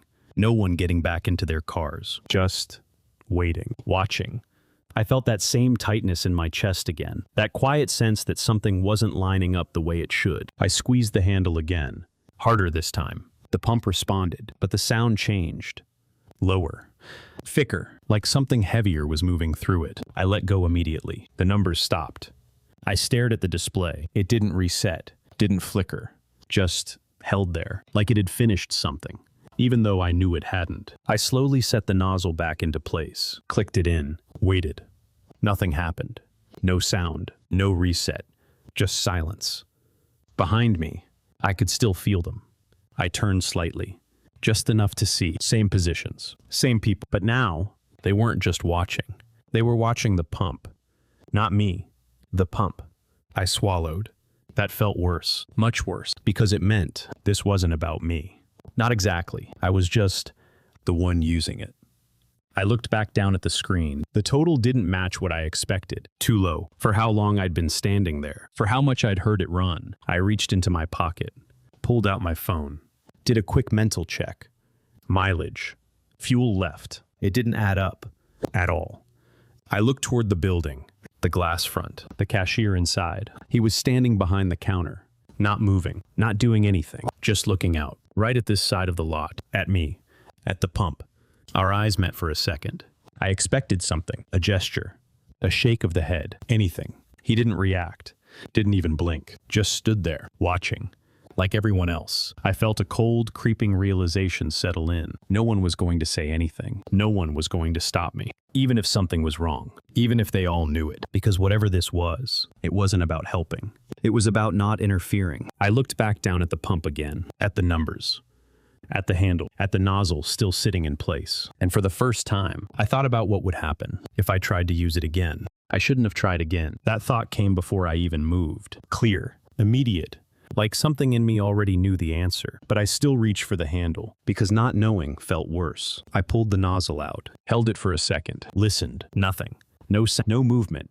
Just that same heavy quiet, pressing in from every direction. Then I squeezed. The pump responded instantly this time. Too fast, too smooth, no stutter, no delay. Just a low, steady flow. The sound was different. Not louder, just deeper, like it was coming from further away, or from somewhere it shouldn't. I looked at the numbers. They climbed faster now. Too fast. I let go immediately, but the numbers didn't stop. They kept going. Rolling upward, steady, uninterrupted. I stared at the screen, my hand still on the handle, not touching it, not pressing anything, and it was still running. Behind me, someone shifted. A small movement, gravel under a shoe. I didn't turn. Didn't want to break whatever this was. Didn't want to see their faces, because I already knew what I'd see. Not surprise, not concern, recognition. Like this was the part they had all been waiting for. The numbers kept climbing. Higher, higher, too high. For the size of my tank, for how long it had been running, for anything that made sense. I grabbed the nozzle, forced it back into place. Hard. It clicked in, and the numbers stopped instantly. I stepped back, breathing a little faster now. Looked at the total. It didn't match anything. Not what I needed, not what I used, not what I paid, just a number. Disconnected. Wrong. I turned, slowly this time. Looked at the other side of the lot. They hadn't moved. Not really. But something about them felt settled, like a tension had released. A truck driver near the back gave a small nod. Not to me, to the pump. Then he turned away, got back into his truck, started the engine. One by one, the other doors closing, engines turning, just like before. But this, they weren't leaving because something had happened. They were leaving because something had finished, and I had been part of it. I stood watching them go, again, until the lot was empty. Again, just me. In the pump. I looked down at it, at the screen. The total was still there, frozen, unchanging, like it was waiting for something else. Then I noticed it. A second line, faint, almost invisible, under the total. Not numbers, not exactly, more like a second reading. Offset, wrong. I leaned closer, tried to focus, and for a split second, I understood it, not clearly, not completely, just enough. It wasn't measuring fuel. It was measuring something else, something I had just given. I stepped back immediately, heart pounding now, because whatever that was, whatever I had just used, it wasn't meant for me. And judging by the way everyone else had waited, they had known that, the moment I pulled up to that pump. I got back in the car without thinking, not because I was ready to leave, because I didn't want to stand next to that pump anymore. I shut the door, sat there, hands on the wheel, trying to slow my breathing down. Trying to convince myself none of that meant anything. Just a broken machine, bad wiring, a glitch, something explainable, something normal. I turned the key. The engine started, but it didn't sound right. Not wrong in an obvious way, just off. Like it was running slightly out of sync with itself. A faint delay between what I felt and what I heard. I frowned, pressed lightly on the gas.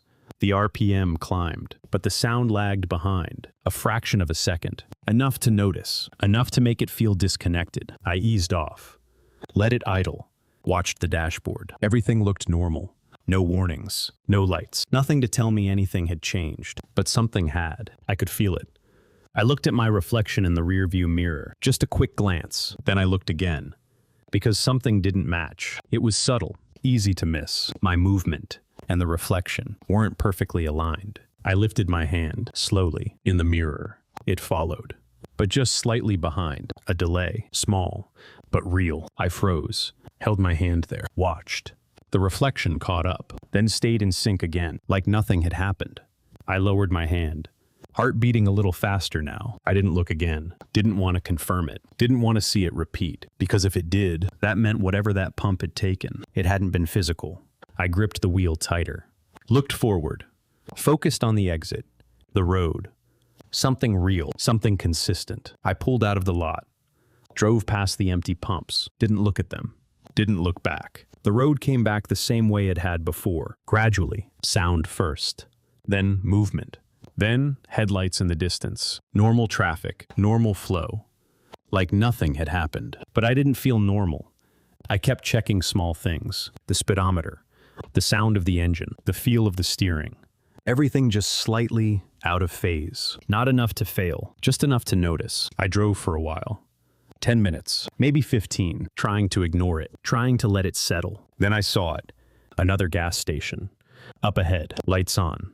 Cars parked, people moving. And this time, I didn't need to pull in, didn't need gas, didn't need anything. But as I passed it, I looked, just for a second, and I saw it. One pump, off to the side, completely empty, while every other pump was full. And as I drove past, I saw someone pulling into it. Alone, same way I had. No hesitation, no awareness. I tightened my grip on the wheel, kept driving. Didn't slow down, because now I understood something I hadn't before. That pump, it wasn't random. It wasn't broken. It wasn't avoided. It was waiting for whoever didn't know the rule yet. And once you used it, you didn't just leave. You carried it with you. Everywhere you stopped after that, there would always be one place no one else would use. Except you. I didn't stop at the next station, or the one after that. I kept driving, hands steady on the wheel, eyes forward, because now I knew what to look for. Not the price signs, not the lights, not the number of cars, Just one thing. The empty space. The place no one else was using. And once you see it, you can't unsee it. Every stop had one. Always. Sometimes it was a pump. Sometimes a parking space. Once, it was an entire lane on the road. Empty. While traffic built up everywhere else. I stayed away from it every time. Didn't matter how convenient it was. Didn't matter how much time it would save. I followed the crowd, waited in line, sat in traffic, did everything the way everyone else did, because that was the rule, or at least that was how you avoided breaking it. And for a while, it worked. Nothing happened. The car felt normal again. The engine matched the sound. The mirror matched my movements. Everything lined up. I almost started to relax, almost convinced myself it was over. Then I made a mistake. A small one, the kind you don't even think about. I was pulling into another gas station. Didn't even need gas, just needed a bathroom, a quick stop. In and out. There were cars, people moving. Normal. I parked, got out, started walking toward the building. And then I saw it, a side entrance, closer than the main door. No one using it, no one even looking at it, just open. Available. Easy. I didn't even think. I turned toward it, took a few steps, reached for the handle. And then, that feeling. Sharp. Instant. Too late. I froze. Hand on the door, because I knew, before I even opened it, I had done it again. I pushed the door open slowly, stepped inside. The lights were on. The space was clean. Empty. Completely empty. No cashier. No customers. No sound. I turned. Looked back outside, through the glass. The lot was still full. Cars, people, movement. But none of them were looking at this door. None of them were moving toward it. It was like this entrance didn't exist for them, only for me. I stepped back, let the door close behind me. The sound echoed too long, too loud. I stood there, alone, again. And I finally understood it. It wasn't just one pump, or one place. It was anything, any option, that no one else chose. That was the rule. And once you broke it, once you stepped into that space, you became part of it. You carried it with you, from stop to stop, from place to place. There would always be something left open, something untouched, something waiting. And no matter how careful you were, no matter how hard you tried, sooner or later, you'd choose it again, because it would always be the easiest option, the fastest, the most obvious, the one that made the most sense. Except it wasn't meant for you. I walked slowly toward the back of the building. Didn't rush. Didn't panic. Because I already knew how this part went. Outside, people would leave. One by one. Without looking. Without saying anything. And when they were gone, it would just be me. And whatever this place became, once I was the only one left. I reached the hallway. Dark. Still. And just before I stepped into it, I stopped. Because for a split second, I thought about turning back, about leaving, about trying to catch it in time. But I already knew the truth. I was always just a second too late. And this time, there wasn't even anyone left to watch me make the mistake.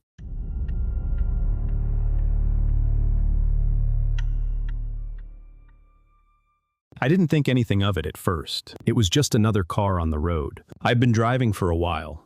Long enough that everything started to blur into the same rhythm. Lane lines, taillights, the steady hum of the engine. The kind of driving where you stop noticing details. You just move forward. There weren't many cars out. It was one of those long stretches of highway that cut through hills and trees, where exits were spaced out and traffic came in small clusters. I fell in behind a dark SUV. Nothing special about it. Just happened to be in the same lane.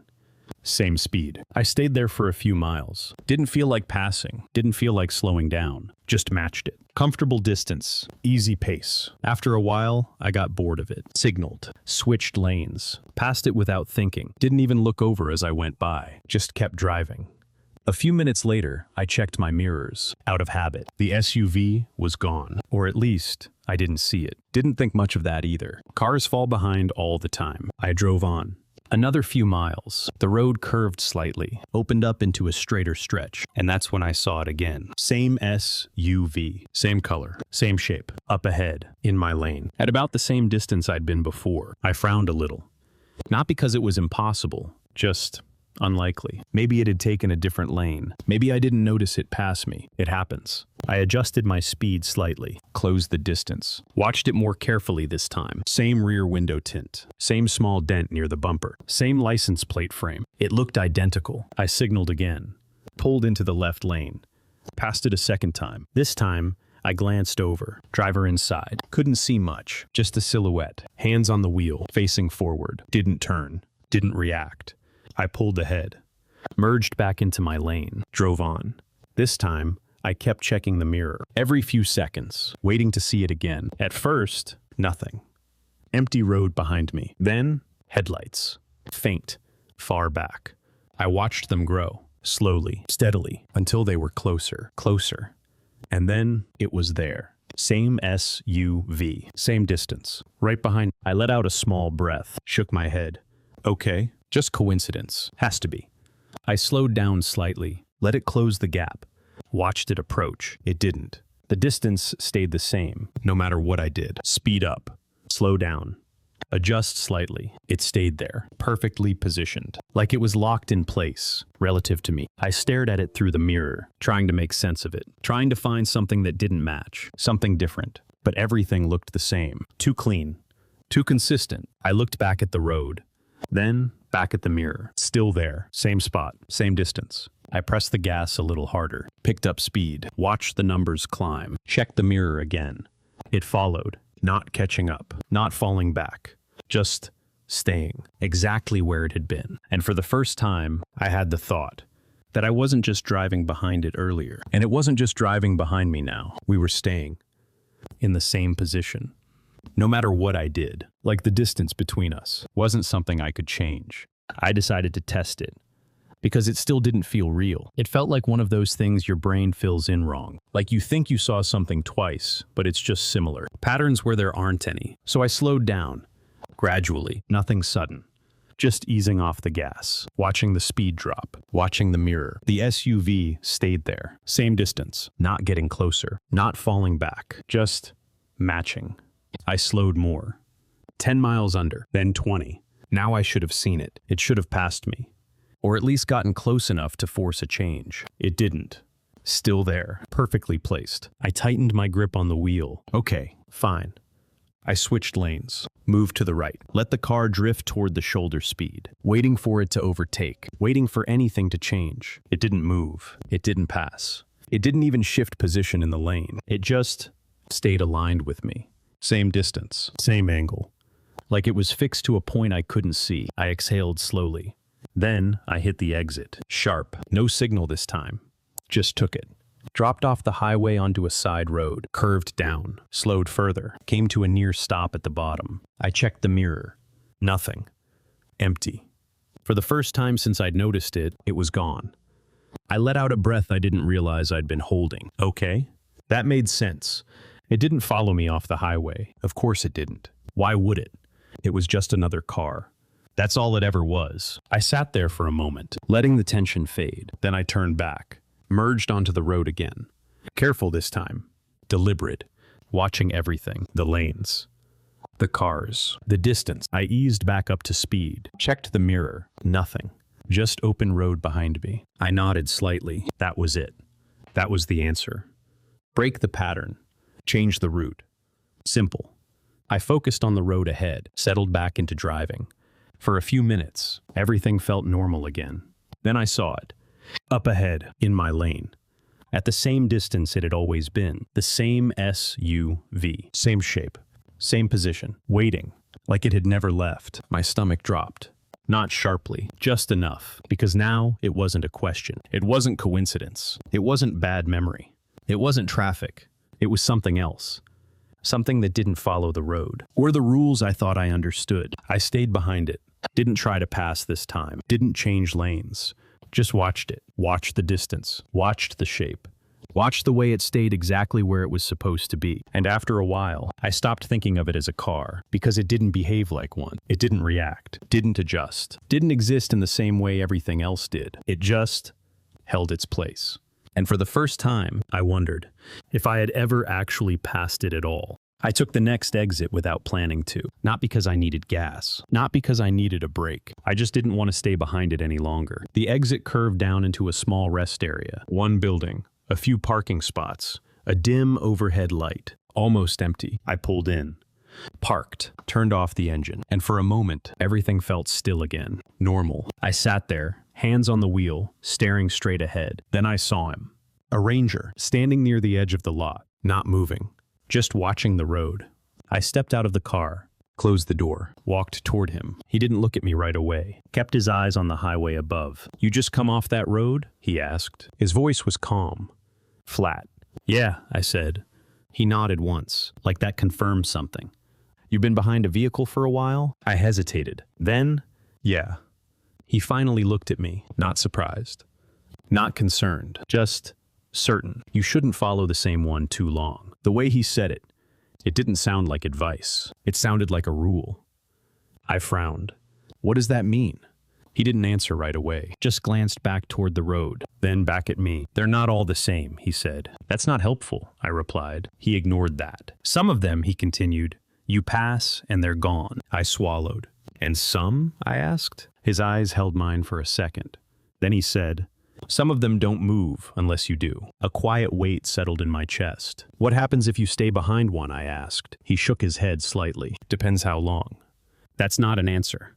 It's the only one you get." I let out a breath, ran a hand through my hair. "This doesn't make any sense." "It doesn't have to," he said. "It just has to be followed." Silence stretched between us. I glanced back toward my car, then up toward the highway. "You're saying I should just pass it?" He looked back at the road again.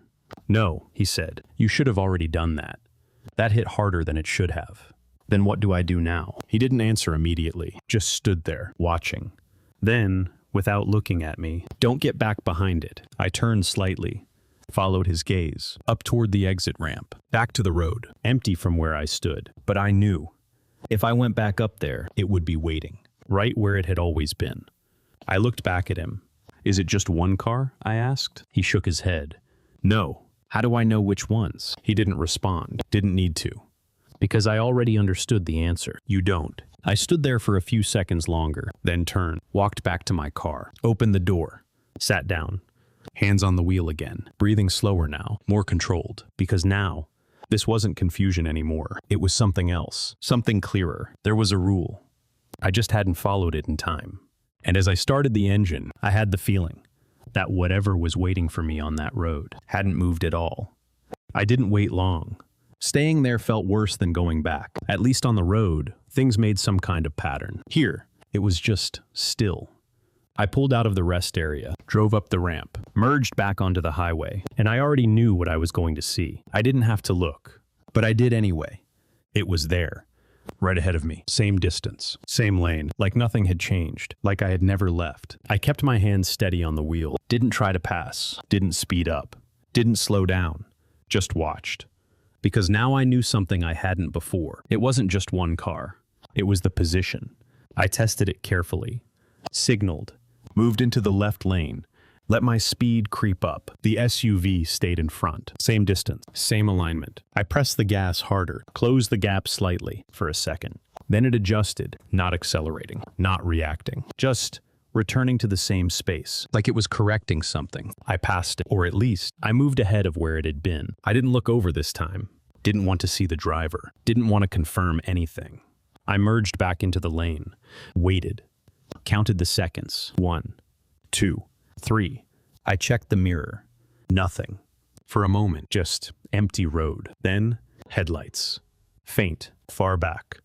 I watched them approach, steady, unchanging, until they were there again. Same distance, same position. Behind me now. I swallowed. Kept driving. Because now I understood the worst part. It didn't matter where it was. In front, behind, next to me. It wasn't attached to the car. It was attached to me, to my position. I looked ahead again, and that's when I saw it. Another car. Different shape, different color. Further up the road. In my lane. At the same distance the SUV had been. I slowed slightly. Watched it. Watched the spacing. Watched the way it held that exact place. Then I checked the mirror. The SUV was still there. Behind me. Same distance. I looked forward again. The new car. Same position.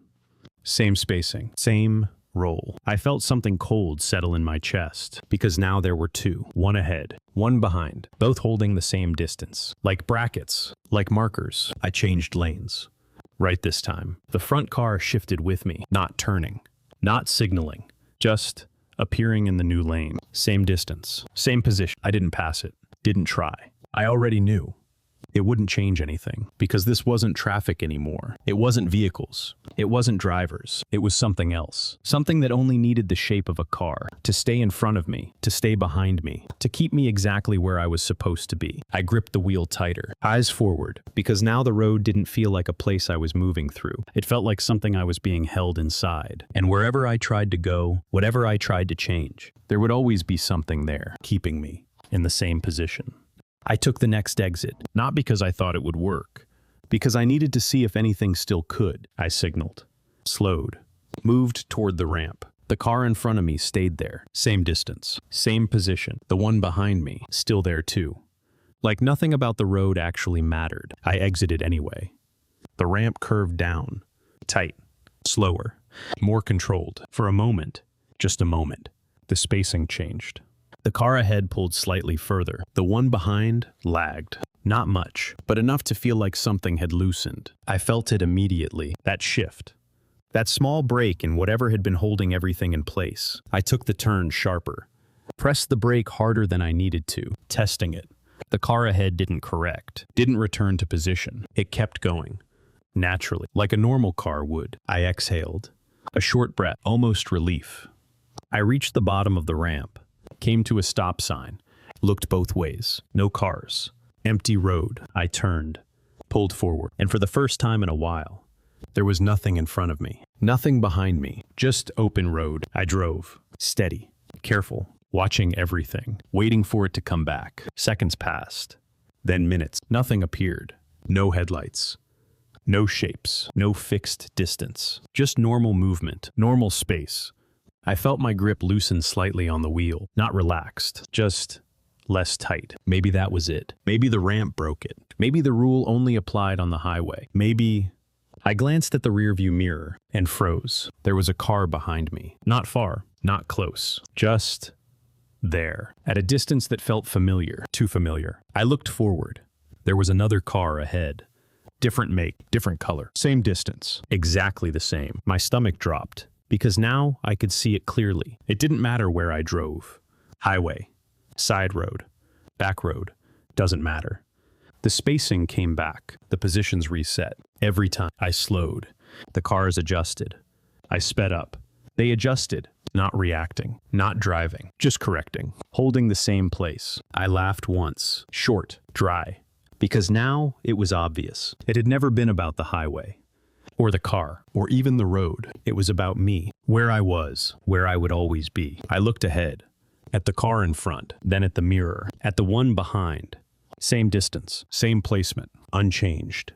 And for the first time, I stopped thinking about passing them, stopped thinking about escaping, because I understood something I hadn't before. There was no ahead. There was no behind. There was only the position I was given. And no matter where I went, no matter what road I took, something would always be there to keep me in it. I drove, didn't change lanes, didn't test it again, didn't need to, because I already knew how it worked. And the worst part was, it wasn't trying to stop me. It wasn't chasing me. It wasn't even reacting to me. It was just placing me exactly where I was supposed to be, every time. And no matter how far I drove, no matter how long I stayed on the road, I never got any closer to anything. I was always the same distance away from whatever came next.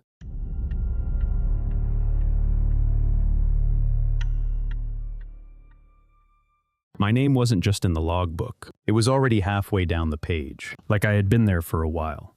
I hadn't even parked yet when I saw the building. Didn't recognize the place. Didn't plan to stop there. It was just another rest area off the highway, the kind you don't think about. You stop. You leave. That's it. But the moment I walked up to the door, I saw it. Through the glass, the desk, the open logbook, and my name already written. I stood there for a second, trying to convince myself I was seeing it wrong, that it was someone else, a similar name, something close, but it wasn't. It was mine. Exactly mine. Same spelling, same spacing, same way I write it. I pushed the door open slowly, walked inside. Didn't take my eyes off the page, because if I looked away, even for a second, I had the feeling it might change, or worse, it might not. The room was empty. No ranger, no one behind the desk, just the logbook, waiting. I stepped closer, looked down. There it was, not at the top, not fresh, just placed, like it had already been part of the list. I checked the entries above it. Names, times, different handwriting, nothing strange. Until I looked back at mine again. It matched too well, too precise, like it hadn't been copied, like it had been written by me. I touched the page. The ink was dry, completely set. Not recent, not even close. I hadn't been here before. I knew I hadn't. And yet, someone had signed me in. Or something had. I looked at the space below my name, empty, clean, waiting. And for a moment, I had the feeling that whatever came next was already supposed to be written there. I flipped the page, slowly, carefully, like moving too fast might change what I was looking at. The previous entries filled the page. Names, times, short notes scribbled beside some of them. Nothing unusual at first glance. But the longer I looked, the less random it felt. The spacing, the way certain names repeated, not close together, not obvious, but consistent, like they appeared again, after a certain number of entries. I ran my finger down the list, stopped. There. A name I recognized. Not personally, but I had seen it before. I just couldn't place where. I kept reading. A few lines down. It was there again. Same name. Same handwriting. Different time. Different date. I frowned. Flipped back another page. Searched for it again. And found it. Further up. Same pattern. Spread out. Repeating. Like checkpoints. And that's when it clicked. I had seen that name before. On another log. Another place. Earlier in the trip, I didn't remember where exactly, just the feeling of it, that same quiet recognition, that same sense that something didn't line up. I swallowed, looked back at the current page, at my name, then at the entries around it, and for the first time, I noticed the times. They didn't match reality. Some were too close together, some too far apart, some were in the future. I leaned closer, checked again. Same result. The entry directly below mine was already filled in. A name I didn't recognize, a time that hadn't happened yet, and next to it, a short note. Barely legible, just a few words. I squinted. Tried to make it out. It wasn't clear. Not fully, but I caught enough. Stayed longer than he should have. My chest tightened. I looked back at my own name. No note. Just the entry. Clean. Simple. Waiting. I turned toward the door instinctively, like I needed to leave. Right now. Before anything else happened. But something stopped me. Not physically, just a thought. If the next entry was already written, then whatever came after me was already decided. I turned back slowly, looked at the page again, at the names, at the pattern, at the way everything seemed placed instead of written. And for the first time, I stopped thinking of it as a record. It wasn't tracking who had been there. It was laying out who would be, and where they would fall in the order. I looked down at my name again, halfway down the page, not first.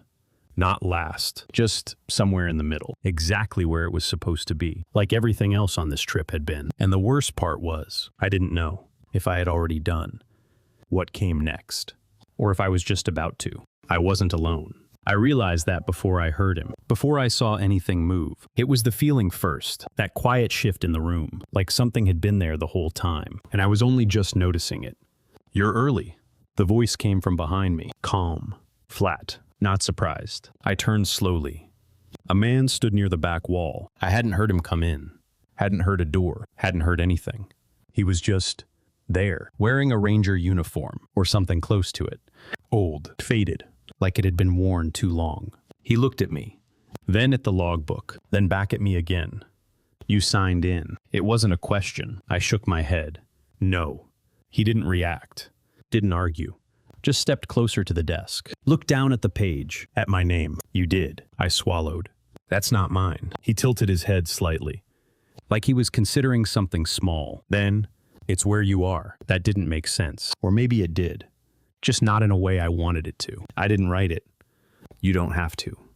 He said it casually, like it was obvious, like it had always worked that way. I looked back at the page, at my name, then at the entry below it, the one that hadn't happened yet. "That one," I pointed. "That hasn't happened." The ranger glanced down. "Barely. It will."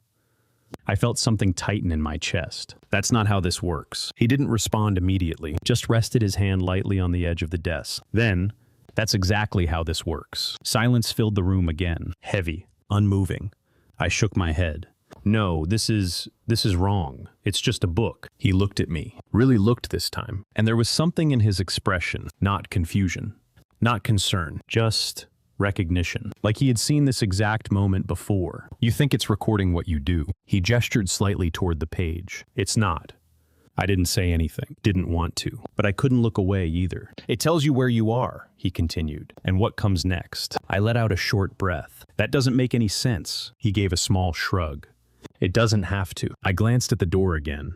Closer this time, easier to reach. I can just leave. Yeah, he said, no hesitation. You can. Something about how easily he said it that bothered me more than anything else. No warning. No attempt to stop me. Just permission. I looked back at him. Then what's the point of this? He glanced at the logbook again, then back at me, to make sure you don't get lost. That landed wrong. Deep. Because nothing about this felt like being found. I looked down at my name again. At its place on the page, at the entries around it, and then I asked the question I hadn't wanted to. What happens if I don't follow it? The ranger didn't answer right away. He looked at the page, at the line below my name, the one with the note, then back at me. You don't have to, he said finally. Same calm tone, same steady voice, but it won't change where you are. I felt my grip tighten on the edge of the desk. And where is that? He gave the smallest hint of a smile. Not friendly, not reassuring, just certain. Exactly where you're supposed to be. I didn't respond, didn't move, because I already knew. No matter what I did next, it was already written, somewhere on that page, waiting for me to reach it.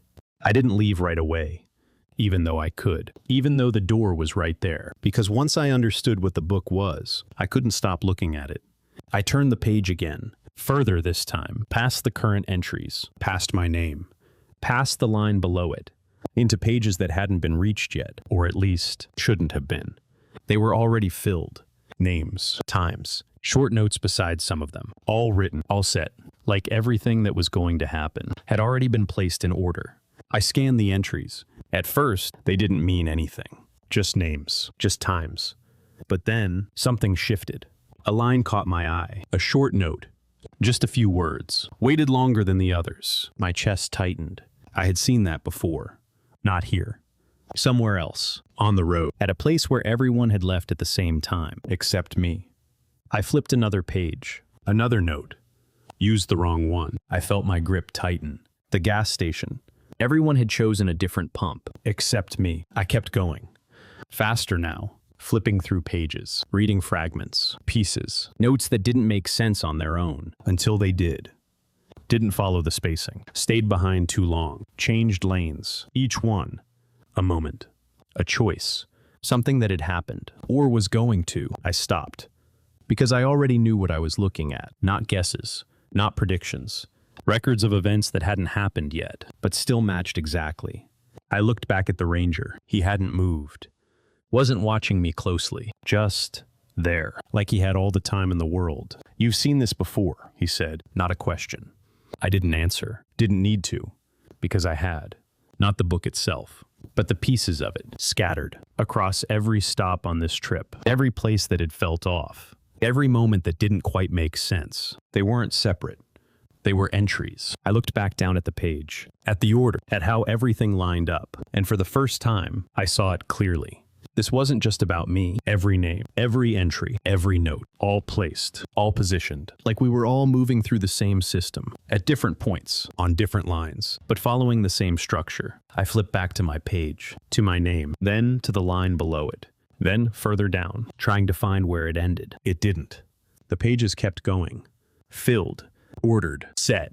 I stopped flipping, because I didn't need to see the rest. I already understood every road I had taken.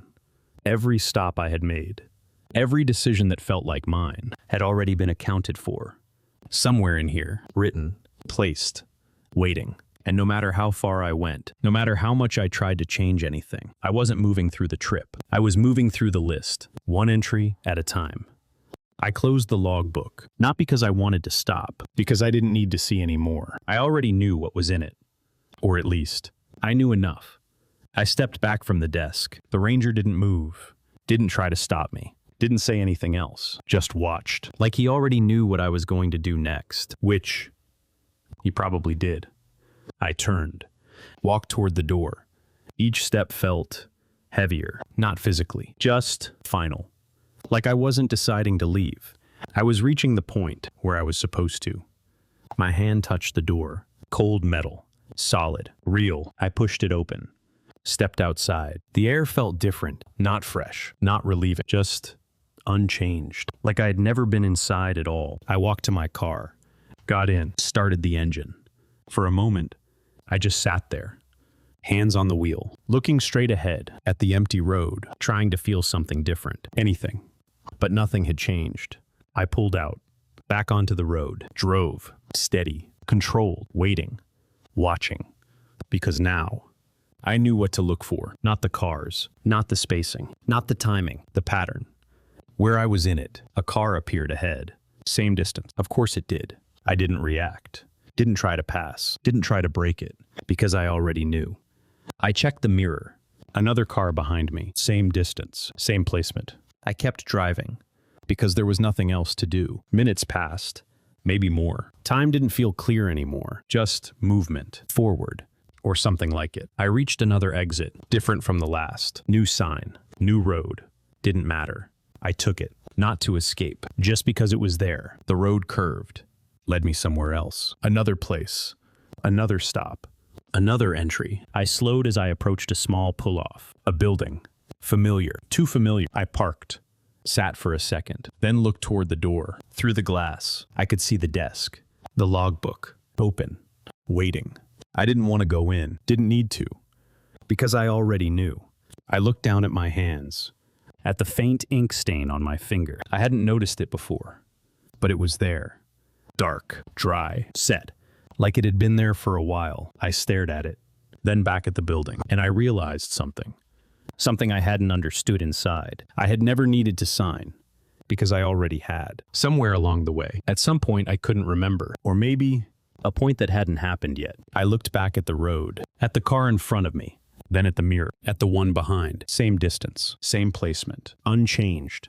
I exhaled slowly. Because now, there wasn't anything left to figure out. No rule to break. No choice to make. No path to change. Just position. Just the next line. Waiting. Somewhere ahead. Or maybe already written. I started the car again. Didn't hesitate this time. Didn't look back. Because I already knew. No matter where I went next, I wouldn't be getting closer to anything new. Just closer to the part where my name was already waiting. I kept driving after that. Didn't stop again.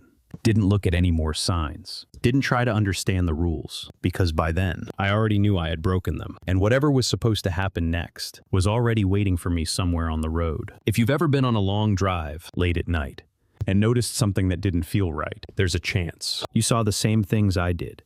You just didn't realize it. Or maybe you did.